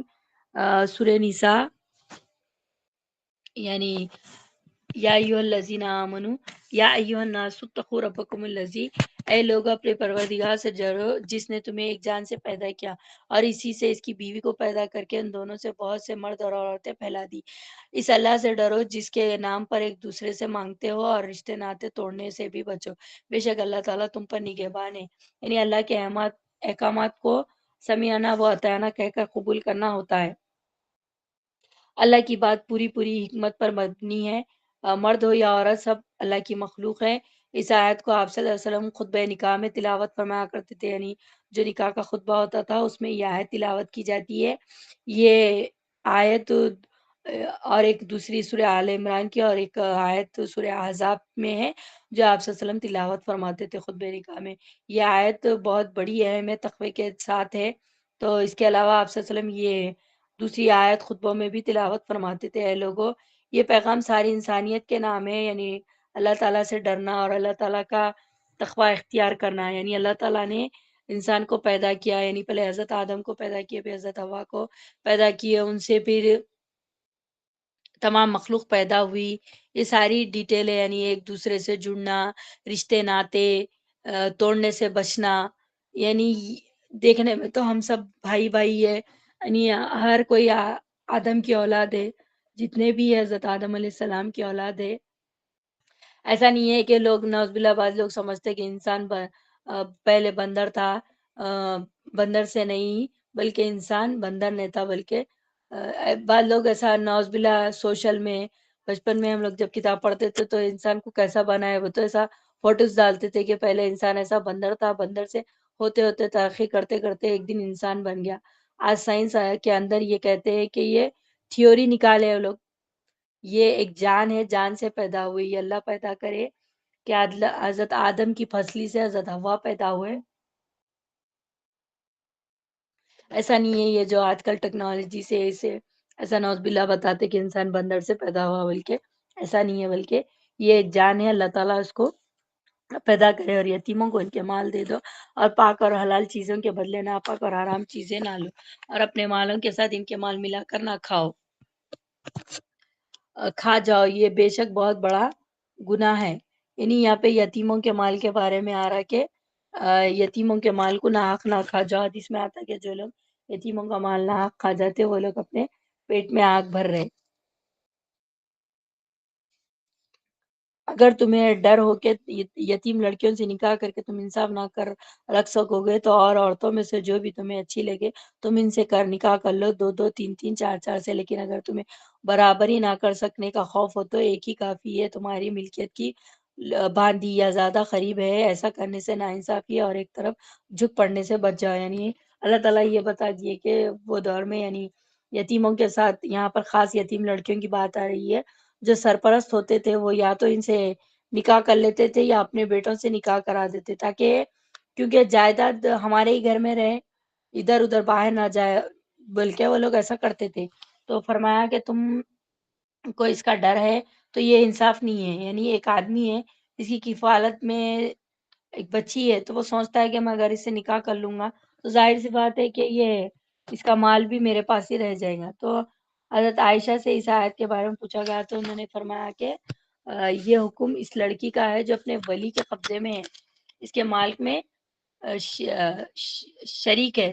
ایسے یعنی جو لوگ وہ دور میں یتیم لڑکیوں کو ایسا ان کا مال کہیں اور نہیں جانا بلکہ وہ لوگ ان سے ہی شادی نکاح کر لیتے تھے، کیوں اور مہر بھی دینے کی ضرورت نہیں پڑتی تھی۔ تو اس وجہ سے تو اللہ تعالیٰ یہاں پہ منع کرے، تو اس سے منع کیا گیا ہے کہ تم ان کو چھوڑ دو، کسی اور سے شادی کر لو، ان کے پیچھے مت پڑو، انصاف اگر کر سکتے ہو تو پھر کرو، اگر انصاف نہیں کر سکتے تو جو تمہیں دوسری پسند آئے ان سے نکاح کر لو، یعنی کسی اور سے نکاح کرنے کا۔ یہاں سے ایک بات پتہ چلتی ہے کہ نکاح کر لو جو تمہیں پسند آئے، یعنی نکاح کی ایک شرط یہ بھی ہے کہ انسان کو پسند آئے وہاں نکاح کرنا چاہیے، جہاں دل نہیں کر رہا۔ بعض ماں باپ اتنی زور زبردستی کرتے ہیں کہ نکاح کر لو، چاہے وہ لڑکا آپ کو پسند ہو یا نہ ہو، تو پھر یعنی زبردستی کا نکاح، تو پھر وہ آپ کے بیوی کے ساتھ انصاف نہیں کر سکتا ہونے، یا تو شادی چلتیش نہیں، یا پھر اگر چل بھی گئی تو انصاف نہیں ہوتا، کیونکہ اگر یعنی ایسا نہیں کہ پسند کی شادی یعنی یعنی راضی رہنا، لڑکا بھی راضی رہنا، لڑکی بھی راضی رہنا نکاح کرنے سے پہلے۔ تو یہاں سے یہ پتہ چلا کہ زور زبردستی کے نکاح نہیں ہونے چاہیے، اسی طرح لڑکی کا بھی نکاح اس کی مرضی سے ہونا چاہیے۔ اسی لیے تو وہ پوچھتے نا نکاح ہونے سے پہلے کہ قبول ہے یا نہیں ہے، قبول ہے بلکہ پوچھتے نا، تو اس کی وجہ یہی ہے کہ اقرار کرنے کا ہے کہ ولی کی قبولیت الگ ہے، لڑکی کی بھی رضامندی ہونی چاہیے۔ عورتوں میں سے جو بھی تمہیں پسند آئے دو تین چار کر سکتے ہو، چار کی لمٹ تک تم کر سکتے ہو، یعنی آدمی کو اللہ تعالیٰ یعنی بتا دیے کہ اگر نکاح کرے تو چار چار ایک آدمی چار عورتوں سے یعنی نکاح کر سکتا ہے ایک ہی وقت میں، لیکن اگر تم ان میں انصاف نہیں کرے تو پھر ایک ہی کرنا بہتر ہے، یعنی چار چار کر لیے، ایک کو چھوڑے، ایک کو حق نہیں دے رہے، دو کر لیے، ایک کو چھوڑ دیے، کسی کو نہ نفقہ نہیں دے رہے تو اس کی بھی بڑی پوچھ ہے۔ یعنی آج کے دور میں تو لوگ چلو اسلام میں چار کرنے کی اجازت ہے، بلکہ دو تین چار جیسا سمجھ میں آیا کر لے رہے، اس کا کوئی وہ نہیں ہے. لیکن اللہ تعالیٰ ایسا نہیں فرمایا. اللہ تعالیٰ یہ فرمایا کہ 4 کی لمٹ ہے، کر سکتے آدمی کو اللہ تعالیٰ پیدا کرے، اس کی جو مصلیت ہے اس کے مطابق اللہ تعالیٰ یہ حکم دی. لیکن ساتھ ہی ساتھ انصاف بھی کرنا چاہیے. اگر انصاف نہیں کر سکتے تو پھر ایک ہی پر ہی اکتفا کرنا چاہیے. کیونکہ قیامت کے دن اگر جس نے یعنی 2 نکاح 3 نکاح جو بھی کرے، اگر ان میں یعنی انصاف قائم نہیں کرے، یعنی ان کے ساتھ عدل نہیں کرے، تو پھر انہیں آدھے دھڑ سے اٹھا جائیں گے قیامت کے دن. اور عورتوں کو ان کے مہر رضا راضی خوشی دے دو. ہاں اگر وہ خود اپنی خوشی کے ساتھ کچھ مہر چھوڑ دے تو اسے شوق سے خوش ہو کر رکھ لو. یعنی یہاں پر مہر کے بارے میں بتا دیے کہ مہر جو ہے نا خوش دلی سے دینا چاہیے، اور نکاح کرتے ہی مہر دے دینا چاہیے. یعنی جو وہ مباشرت کرنے سے پہلے ہی، حق زوجیت ادا کرنے سے پہلے ہی مہر ادا کر دینا چاہیے خوشی سے. یعنی آج کے دور میں تو الحمدللہ اکثر دیکھا جا رہا ہے کہ برابر مہر دے رہے ہیں، لیکن پہلے ایسا نہیں کرتے تھے، خوشی سے مہر نہیں دیتے تھے. دیں گے کبھی زندگی میں، دیں گے آج، دیں گے کل، دیں گے. میں بعض لوگ مر بھی جاتے تھے، اور اکثر آج بھی ایسا ہے کہ مرنے کے بعد شوہر کو لا کے ٹھہرا، یا شوہر کا انتقال ہو گیا تو بھی کو لا کے ٹھہرا کر دیتے کہ میں مہر معاف کر دیے بولو، مہر معاف کر دیے بولو. یہ ایسا ہے ہی نہیں، بلکہ مہر زندگی میں ہی دینے کا حکم ہے. اس کو بے عقل لوگوں کو اپنا مال نہ دینا دو، جس مال کو اللہ تعالیٰ نے تمہاری گزران کے قائم رکھنے کا ذریعہ بنایا. ہاں انہیں اس مال سے کھلاؤ پلاؤ، پہنا اوڑاؤ، اور انہیں معقولیت سے نرم بات کہو. یعنی یہاں پہ اللہ تعالیٰ یہ بھی بتا دیے کہ بیوقوفوں کو مال نہ دو. یعنی جس مال پر تمہاری زندگی کا قیام ہے، جو مال ہے، یہ بھی ایک اللہ تعالیٰ کی بہت بڑی نعمت ہے. اس کو جب اس مال کو آپ یوز کر رہے ہیں تو سوچیں. جیسے بچے ہیں، یعنی نادان رہتے، نا سمجھ رہتے، جن میں عقل نہیں ہے، تو ایسے جب تک وہ لوگ بڑے نہیں ہوتے ان لوگوں کو پیسے نہیں. آج کے دور میں ایسا ہوگا کہ چھوٹے چھوٹے بچوں کو بھی دنیا کے پیسے دے دے رہے. تو اللہ تعالیٰ یہاں پہ دولت بھی ایک بہت بڑی نعمت ہے. اگر کسی کے پاس پیسہ نہیں ہے، فقر و فاقہ ہے، تو اس کو کتنی سخت ضرورت ہوتی. تو مال بھی اللہ کی نعمت ہے، تو اس کو بھی دیکھ کر سوچنا چاہیے، خرچہ کرنا چاہیے. یعنی آج کل پیسے ایسی ناقدری سے ضائع کر رہے ہیں. تو اللہ تعالیٰ فرمایا کہ ایسا اڑانا بھی سخت منع ہے. یعنی اللہ کو جو چیز پسند نہیں ہے، اس میں سے یہ بھی ہے کہ مال کو ضائع کیا جائے. انسان خود بھی ضائع نہ کرے، اور نہ ہی کبھی ایسے ہاتھوں میں پیسے دیے. یعنی بیوقوف ناسمجھ بچوں کو، نابالغ بچوں کو بھی پیسے نہیں دینا چاہیے. کیوں نہیں دینا چاہیے؟ اللہ کا حکم ہے یہ کہ یعنی اللہ تعالیٰ منع فرما دیے کہ کیوں وہ لوگ نہیں سنبھال سکتے. جب کوئی پیسے سنبھال نہیں سکتا تو پھر ان کو دینا بھی نہیں چاہیے. اور یتیموں کو ان کے بالغ ہو جانے تک سدھارتے اور آزماتے رہو. پھر اگر ان میں سے تم ہوشیاری اور حسن تدبیر پاؤ تو انہیں ان کے مال سونپ دو، اور ان کے بڑے ہو جانے کے ڈر سے ان کے مالوں کو جلدی جلدی فضول خرچوں میں تباہ نہ کر دو. مالداروں کو چاہیے کہ ان کے مال سے بچتے رہے. ہاں مسکین محتاج ہو تو دستور کے مطابق واجبی طور سے کھا لے. پھر جب انہیں ان کے مال سونپو تو گواہ بنا لو. دراصل حساب لینے والا اللہ ہے. یعنی یہ یتیموں کے بارے میں ہے کہ یعنی ان لوگ جوان ہونے سے پہلے جلدی جلدی کھا کے ختم نہیں کرنا. ابھی نہ بڑے ہوئے تو پوچھیں گے بلکہ اس کی بھی پوچھ ہے ہر چیز کی. ماں باپ اور عزیز و اقارب کے ترکے میں مردوں کا حصہ بھی ہے اور عورتوں کا بھی ہے. جو مال ماں باپ اور خوش اقارب چھوڑ مرے، خواہ وہ مال کم ہو یا زیادہ، اس میں اسے مقرر ہے. اب یہاں سے وراثت کے بارے میں آ رہا ہے کہ یعنی مردوں کا بھی حصہ ہے، عورتوں کا بھی حصہ ہے. جو قریبی رشتہ دار رہتے ہیں جیسے کہ ماں باپ ہے، بہن بھائی ہے، جو اللہ تعالیٰ یہ وراثت کا جو بھی حکم ہے نا، یہاں سے یہ شروع ہوگا. یعنی اس کی کافی ڈیٹیل ہے کہ کس کو کتنے حصے ملنا چاہیے. یہ بھی الحمدللہ دارالعلم ڈپارٹمنٹ میں سراجی فی المیراث بول کے آتا، اس میں یہ ساری چیزیں سکھائی جاتی کہ کس کو کتنا وراثت میں کس کا کتنا حصہ مقرر ہے. اور جب تقسیم کے وقت قرابت دار اور یتیم اور مسکین آ جائے تو تم اس میں سے تھوڑا بہت انہیں بھی دے دو، اور ان سے نرمی سے بولو. اور چاہیے کہ وہ اس بات سے ڈرے کہ اگر وہ خود اپنے پیچھے ننھے ناتوان بچے چھوڑ جاتے ہیں جن کے ضائع ہو جانے کا اندیشہ رہتا ہے تو ان کی چاہت کیا ہوتی. پس اللہ سے ڈر کر اللہ سے ڈرنا چاہیے اور درست بات کرنا چاہیے. جو لوگ ناحق ظلم سے یتیموں کا مال کھا جاتے ہیں وہ اپنے پیٹ میں آگ ہی بھر رہے ہیں، اور عنقریب وہ دوزخ میں جائیں گے. یعنی یہ وراثت کے احکامات ہیں سارے کے سارے کہ کس طریقے سے ان کی تقسیم کی جانی چاہیے. اور کیسے کیسے یعنی یہ مال جو ہے سو کس کا کتنا حصہ ہوتا.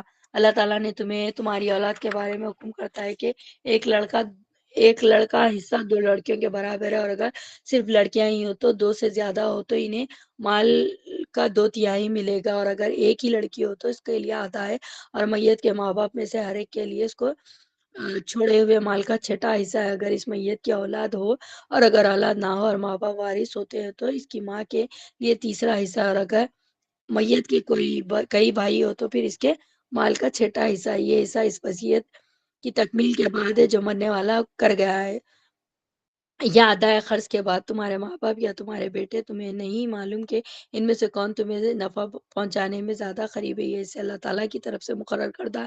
بے شک اللہ تعالیٰ تمہارا پورے علم اور کامل حکمتوں والا ہے. یعنی اللہ تعالیٰ یہاں پہ بتا دیے کس کا کتنا حصہ ہے، بیٹے کے کتنے حصے، بیٹی کے کتنے حصے ہیں. یہ اللہ تعالیٰ مقرر کر دیے، ہم کچھ نہیں کر سکتے اس میں کہ نہیں انہوں زیادہ. اکثر لوگ کیا کرتے وراثت کے معاملے میں غلط فیصلے کر دیتے، جس کی وجہ سے زندگی بھر اچھے کام کرتے ہیں. وراثت کی تقسیم اکثر تو عمر ہونے کے بعد ہی ہوتی ہے، زندگی بھر تو نیک کام کرتے کرتے، لیکن وراثت کی تقسیم میں ایسی یعنی وہ ہو جاتی، یعنی سمجھے گڑبڑ ہو جاتی کہ پھر اس کو وہ کر دیتے. یہ اللہ تعالیٰ کی حد ہے، اللہ تعالیٰ جو مقرر کر دیے چاہے آپ کی سمجھ میں آؤ نہ یا نہ ہو، یہ اللہ تعالیٰ بتا دیا، آپ کو اسی پر عمل کرنا ہے. تمہاری بیویاں جو کچھ چھوڑ کر مرے ان کی اولاد نہ ہو تو آدمی کا آدھا حصہ، اور اگر ان کی اولاد ہو تو ان کو چھوڑے ہوئے مال میں سے تمہارے لیے چوتھا حصہ ہے. اس پر یہ وصیت کی ادائیگی کے بعد جو وہ کر گئی ہو، یہ خرچ کے بعد، اور جو ترکہ تم چھوڑ جاؤ اس میں ان کے لیے چوتھا ہی اگر تمہاری اولاد نہ ہو، اور اگر تمہاری اولاد ہو تو پھر انہیں تمہارے ترکے کا 8واں حصہ ملے گا اس وصیت کے بعد جو تم کر گئے ہو. اور خرچ کی ادائیگی کے بعد جن کی میراث لی جاتی ہے وہ مرد ہو یا عورت، کلالہ ہو یعنی اس کا باپ بیٹا نہ ہو، اور اس کا ایک ہی بھائی یا ایک بہن ہو، تو ان دونوں میں سے ہر ایک کا چھٹا حصہ ہے، اور اس سے زیادہ ہو تو ایک تہائی میں سب شریک ہے اس وصیت کے بعد جو کی جائے اور خرچ کے بعد، جبکہ اوروں کا نقصان نہ کیا گیا ہو، مقرر اللہ تعالیٰ کی طرف سے. اور اللہ تعالیٰ حکمت والا اور بردبار ہے. یعنی اللہ تعالیٰ بتا دیے کہ جب انسان مر جاتا تو سب سے پہلے اس کے مال میں سے اس کی تدفین کرنا چاہیے، یعنی تدفین میں جو بھی خرچہ آتا ہے، اس کا جو کفن ہے، دفن ہے، جو زمین ہے، یعنی خبر کی جو زمین ہے، جو بھی اس کے اخراجات ہوتے ہیں مرنے کے بعد وہ سارے اس کے مال میں سے خرچہ کرنے چاہیے. پھر انہیں جو وصیت کر گیا، یعنی کسی کو وصیت ہے، یعنی اس کے اوپر کوئی قرضہ ہے، یعنی میت کے اوپر کوئی قرضہ ہے تو اس کو پہلے دور کرنا چاہیے اس کے مال میں سے. پھر اگر انہیں کوئی وصیت کرا کہ ان کو یہ پیسے دینا یا ان کو یہ کچھ دینا تو وہ ادا کرنا. پھر جو بھی مال بچ جاتا ہے ان کے ورثہ میں تقسیم کرنا چاہیے. یہ اللہ تعالیٰ مقرر کر دیے، یہ حدیں ہے اللہ تعالیٰ کی مقرر کی ہوئی، اور جو اللہ تعالیٰ کی اور اس کے رسول کی فرما برداری کرے گا کرے گا اسے اللہ تعالیٰ جنتوں میں لے جائے گا جن کے نیچے نہریں بہ رہی ہے اور جن میں وہ ہمیشہ رہیں گے، اور یہ بڑی کامیابی ہے. اور جو شخص اللہ تعالیٰ کی اور اس کے رسول کی نافرمانی کرے گا اور اس کی مقررہ حدودوں سے آگے نکلے گا، اسے وہ جہنم میں ڈال دے گا جس میں وہ ہمیشہ رہیں گے. ایسوں کے لیے رسوا کن عذاب ہے. تمہاری عورتوں میں سے جو بے حیائی کے کام کرے ان پر اپنے میں سے 4 گواہ طلب کرو، اور اگر وہ گواہی دے تو ان عورتوں کے گھروں میں سے قید رکھو یہاں تک کہ موت ان کی عمر پوری کر دے، اللہ تعالیٰ کے لیے کوئی اور راستہ نکال دے. یعنی یہاں پر یہ اللہ تعالیٰ یہ سارے وراثت کے احکام ہونے کے بعد وہ عورتیں جو بے حیائی یعنی فحاشی کا کام کرے، اس کا مطلب یہاں پر زنا کا ہے تو 4 گواہ لے کر آنا چاہیے اس کے اوپر. یعنی اگر کسی عورت پر بے حیائی کا الزام لگایا جا رہا ہو تو اس کے اوپر پہلے 4 گواہ لاؤ، یا پھر خاموش رہو. اگر وہ 4 گواہ نہ لائے تو اس کو 80 کوڑے لگاؤ. بھولی بھالی عورتوں پر الزام لگانا کبیرہ گناہوں میں سے ایک گناہ ہے. پھر اگر وہ گواہی دے دے تو ان کو روک لو. یعنی جو لوگ یعنی جو عورتیں بے حیا رہی تھی، یعنی زنا کا ہے، یعنی یہاں پر کہ شادی شدہ اگر مرد یا عورت ہے تو اس کو سنسار کرنے کا حکم ہے، پتھروں سے مار کر. شاید اگر غیر شادی شدہ ہے تو اس کو 100 کڑے اور 1 سال جلاوت کرنے کا. یعنی اللہ تعالیٰ کے حکم ہے، احکامات ہے زنا کے، یعنی کیا سزا ہے زنا کی. تم میں سے جو 2 افراد ایسا کام کر لے انہیں ایزا دو، اگر وہ توبہ کر لے، اصلاح کر لیے تو ان سے منہ پھیر لو، بے شک اللہ تعالیٰ توبہ قبول کرنے والا رحم والا ہے۔ اللہ تعالیٰ صرف انہی لوگوں کی توبہ قبول فرماتا ہے جو بے وجہ نادانی کوئی برائی کرے پھر جلد اس سے باز آ جائے اور توبہ کرے، تو اللہ تعالیٰ بھی ان کی توبہ قبول کرتا ہے۔ اللہ تعالیٰ بڑی علم والا اور حکمت والا ہے۔ یعنی بے شک توبہ تو جو ہے اللہ کے ذمے ہے، یعنی کسی سے اگر کوئی غلطی ہو گئی نادانی میں یا ناسمجھی میں یا معلوم نہیں تھا یا جہالت کے ساتھ، یعنی جہالت یعنی ایک وہ جہالت ہے جو انسان کو پتہ ہی نہیں ہے، مثلا آپ کو پتہ ہی نہیں ہے وراثت کیا ہے، کیا احکامات ہے، اب پتہ چلا تو ٹھیک ہے، اب آپ نے سوچا ہے اس کو ایسے نہیں کرنا تھا، تو حدیث میں آتا ہے کہ آپ صلی اللہ علیہ وسلم نے فرمایا چار لوگ جن سے اللہ تعالیٰ ناراض ہوتا ہے، حضرت ابو ہریرہ نے پوچھا وہ کون ہے؟ وہ مرد جو عورتوں کی طرح بنتے ہیں اور وہ عورتیں جو مردوں کی طرح بنتی ہے، وہ شخص جو چوپائے کے ساتھ برا عمل کرتا ہے، وہ جو قوم لوط کا عمل کرتے ہیں، اگر کوئی بھی گناہ ہے جو انسان کو پتہ نہیں تھا، علمی جہالت یعنی اس کو پتہ ہی نہیں تھا، گناہ کر لیے تو فوراً اس کو توبہ کر لینا چاہیے۔ ان کی توبہ نہیں جو برائیاں کرتے چلے جائے یہاں تک کہ جب ان میں سے کسی کے پاس موت آ جائے تو کہہ دے کہ میں نے اب توبہ کی، اور ان کی توبہ بھی قبول نہیں ہوگی جو کفر پر ہی مر جائے۔ یہی لوگ ہیں جن کے لیے ہم نے دردناک عذاب تیار رکھا ہے۔ یعنی توبہ کے بھی کوئی شرائط ہے، توبہ کرنے کے بعد پھر اس کی طرف پلٹنا نہیں چاہیے۔ اب برائیاں کرتے جا رہے ہیں توبہ توبہ بولتے جا رہے ہیں، گناہ کرتے جا رہے ہیں توبہ توبہ بولتے جا رہے ہیں، ایسا توبہ قبول نہیں ہوتی۔ لیکن توبہ کی بھی کچھ شرطیں ہیں، پہلے تو اس سے یعنی سچے دل سے توبہ کرنا چاہیے، پھر جو گناہ ہو گئے پھر اس کو پلٹا کے نہیں کرنا چاہیے۔ یہ سارے چیزیں جو توبہ کی شرائط ہے اس کے بعد توبہ قبول ہوتی ہے۔ ایسا نہیں کہ آپ گناہ پہ گناہ کرتے جا رہے ہیں کرتے جا رہے ہیں پھر اللہ کی توبہ توبہ کر رہے ہیں، ایسا نہیں ہوتا، بلکہ سچے اور پکے دل سے پہلے توبہ کرنی چاہیے۔ ایمان والو تمہیں حلال نہیں ہے کہ زبردستی عورتوں کے فرسا میں لے بیٹھو، انہیں اس لیے روک نہ رکھو جو تم نے انہیں دے رکھا ہے، اس میں سے کچھ لے لو۔ ہاں یہ اور بات ہے کہ وہ کوئی کھلی برائی اور بے حیائی کرے، ان کے ساتھ اچھے طریقے سے رہو، گو تم انہیں ناپسند کرو، لیکن بہت ممکن ہے کہ تم کسی چیز کو برا جانو اور اللہ تعالیٰ اس میں بہت ہی بھلائی کر دے۔ آ، یعنی آ،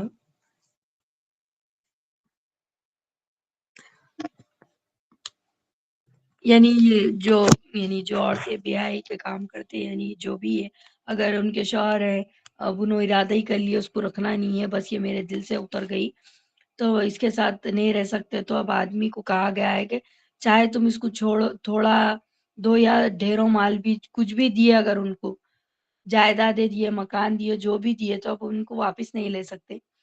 اگر اسے چھوڑنا ہے تو وہ اسے واپس لے کر جائے گی، ویسے بھی تحفہ لینا واپس منع ہے۔ تحفہ دے کے واپس لینا ایسا ہے جیسا کہ خئی کر کے اس کو پھر واپس، اب کسی کو خئی ہو گئی تو واپس حلق میں لینا پسند تو نہیں کرتے نا، تحفہ دے کر بھی واپس لینا ایسے ہی ہے۔ یہاں پر خاص طور پر مہر کی بات ہے، اگر تم نے مہر میں خزانے بھی دیے تو مہر میں سے چاہے کم ہو یا زیادہ ہو واپس نہیں لے سکتے مہر۔ تم ایسے کیسے لوگ ہیں حالانکہ تم ایک دوسرے سے مل چکے ہو اور ان عورتوں نے تم سے مضبوط عہد و پیمان لے رکھا ہے، اور ان عورتوں سے نکاح نہ کرو جن سے تمہارے باپوں نے نکاح کیا، مگر جو گزر چکا ہے یہ بے حیائی کے کام ہے اور بغض کا سبب ہے۔ یعنی یہ پرانے زمانے میں ہوتا تھا کہ یعنی یہ سوتیلی ماں سے بھی یہ لوگ نکاح کرتے تھے، تو یعنی جو باپ دادا جسے نکاح کرے تھے بعد میں یہ لوگ ان سے نکاح کرتے تھے، یعنی سوتیلی ماؤں سے نکاح حرام ہے اور یہ بے حیائی کے کام ہے، اللہ کی ناراضگی کا اور ہر برا راستہ ہے یہ۔ ایک آدمی نے ایسا کیا تو آپ صلی اللہ علیہ وسلم نے فرمایا اس کو قتل کر دیا جائے، یہ اتنا بڑا سخت گناہ ہے، انسان مال کے پیچھے کتنے برے کام کرتا، یعنی جائیدادیں نہیں جانا بول کے وہ لوگ ایسا کر لیتے تھے، یعنی سوتیلی ماؤں سے بھی نکاح کر لیتے تھے۔ حرام کی گئی ہے تم پر تمہاری ماں ہے، تمہاری لڑکیاں، تمہاری بہنیں، تمہاری پھوپھیاں، تمہاری خالائیں، بھائی کی لڑکیاں، بہن کی لڑکیاں، تمہاری وہ ماں ہے جنہوں نے تمہیں دودھ پلایا، اور تمہارے دو شریک بہنیں، اور تمہاری ساس، تمہاری وہ پرورش کردہ لڑکیاں جو تمہاری گود میں ہیں تمہاری ان عورتوں سے جن سے تم دخل کر چکے ہو، ہاں اگر تم نے ان سے جمع نہ کیا ہو تو تم پر کوئی گناہ نہیں، اور تمہارے سلبی سگے بیٹوں کی بیویاں اور تمہاری دو بہنوں کا جمع کرنا جو گزر چکا ہے، یقیناً اللہ تعالیٰ سننے والا بخشنے والا۔ یہاں پہ اللہ تعالیٰ بتا دیے کہ کس سے نکاح کرنا جائز ہے اور کس سے نکاح کرنا ہے، یعنی کون سی عورت آپ پر آدمی کے اوپر حرام ہے، یعنی ماں، بہن، بیٹی، ساس اور خالہ، پھوپھی، بھانجی، بھتیجی، یہ سارے محرم رشتے جو جتنے بھی ہیں نا، یہ یہاں پہ اللہ تعالیٰ اس کی وضاحت کر دی ہے کہ اور دو بہنوں کو ایک ساتھ، دو سگی بہنیں ہیں بھائی، تو اب ایک بہن ہے اس سے نکاح کرے، اگر وہ بہن کا انتقال ہو گیا پھر دوسری بہن سے کر سکتے نکاح، لیکن ایک ہی وقت میں دونوں سگی بہنوں کے ساتھ بھی نکاح نہیں کر سکتے، اور ایک ہی وقت میں خالہ اور بھانجی اور پھوپھو اور بھتیجی سے بھی نکاح نہیں کر سکتے، ایک ہی، یعنی ایک آدمی ہے ایک اپنے نکاح میں دونوں کو ایک ساتھ نہیں رکھ سکتا۔ صدق اللہ العظیم صدق المرسلین والحمد للہ رب العالمین سبحانک رب العزت عما یصفون وسلام علی المرسلین والحمد للہ رب العالمین۔ ربنا آتنا فی الدنیا حسنۃ وفی الآخرۃ حسنۃ وقنا عذاب النار اللهم انت السلام ومنك السلام یا ذی الجلال والاکرام ربنا تقبل منا انک انت السمیع العلیم وتب علینا انک انت التواب الرحیم ربنا تقبل منا انك انت السميع العليم وتب علينا انك انت التواب الرحيم سبحانك اللهم وبحمدك نشهد ان لا اله الا انت نستغفرك ونتوب اليك السلام علیکم ورحمۃ اللہ وبرکاتہ جزاک اللہم خیرا کثیرا۔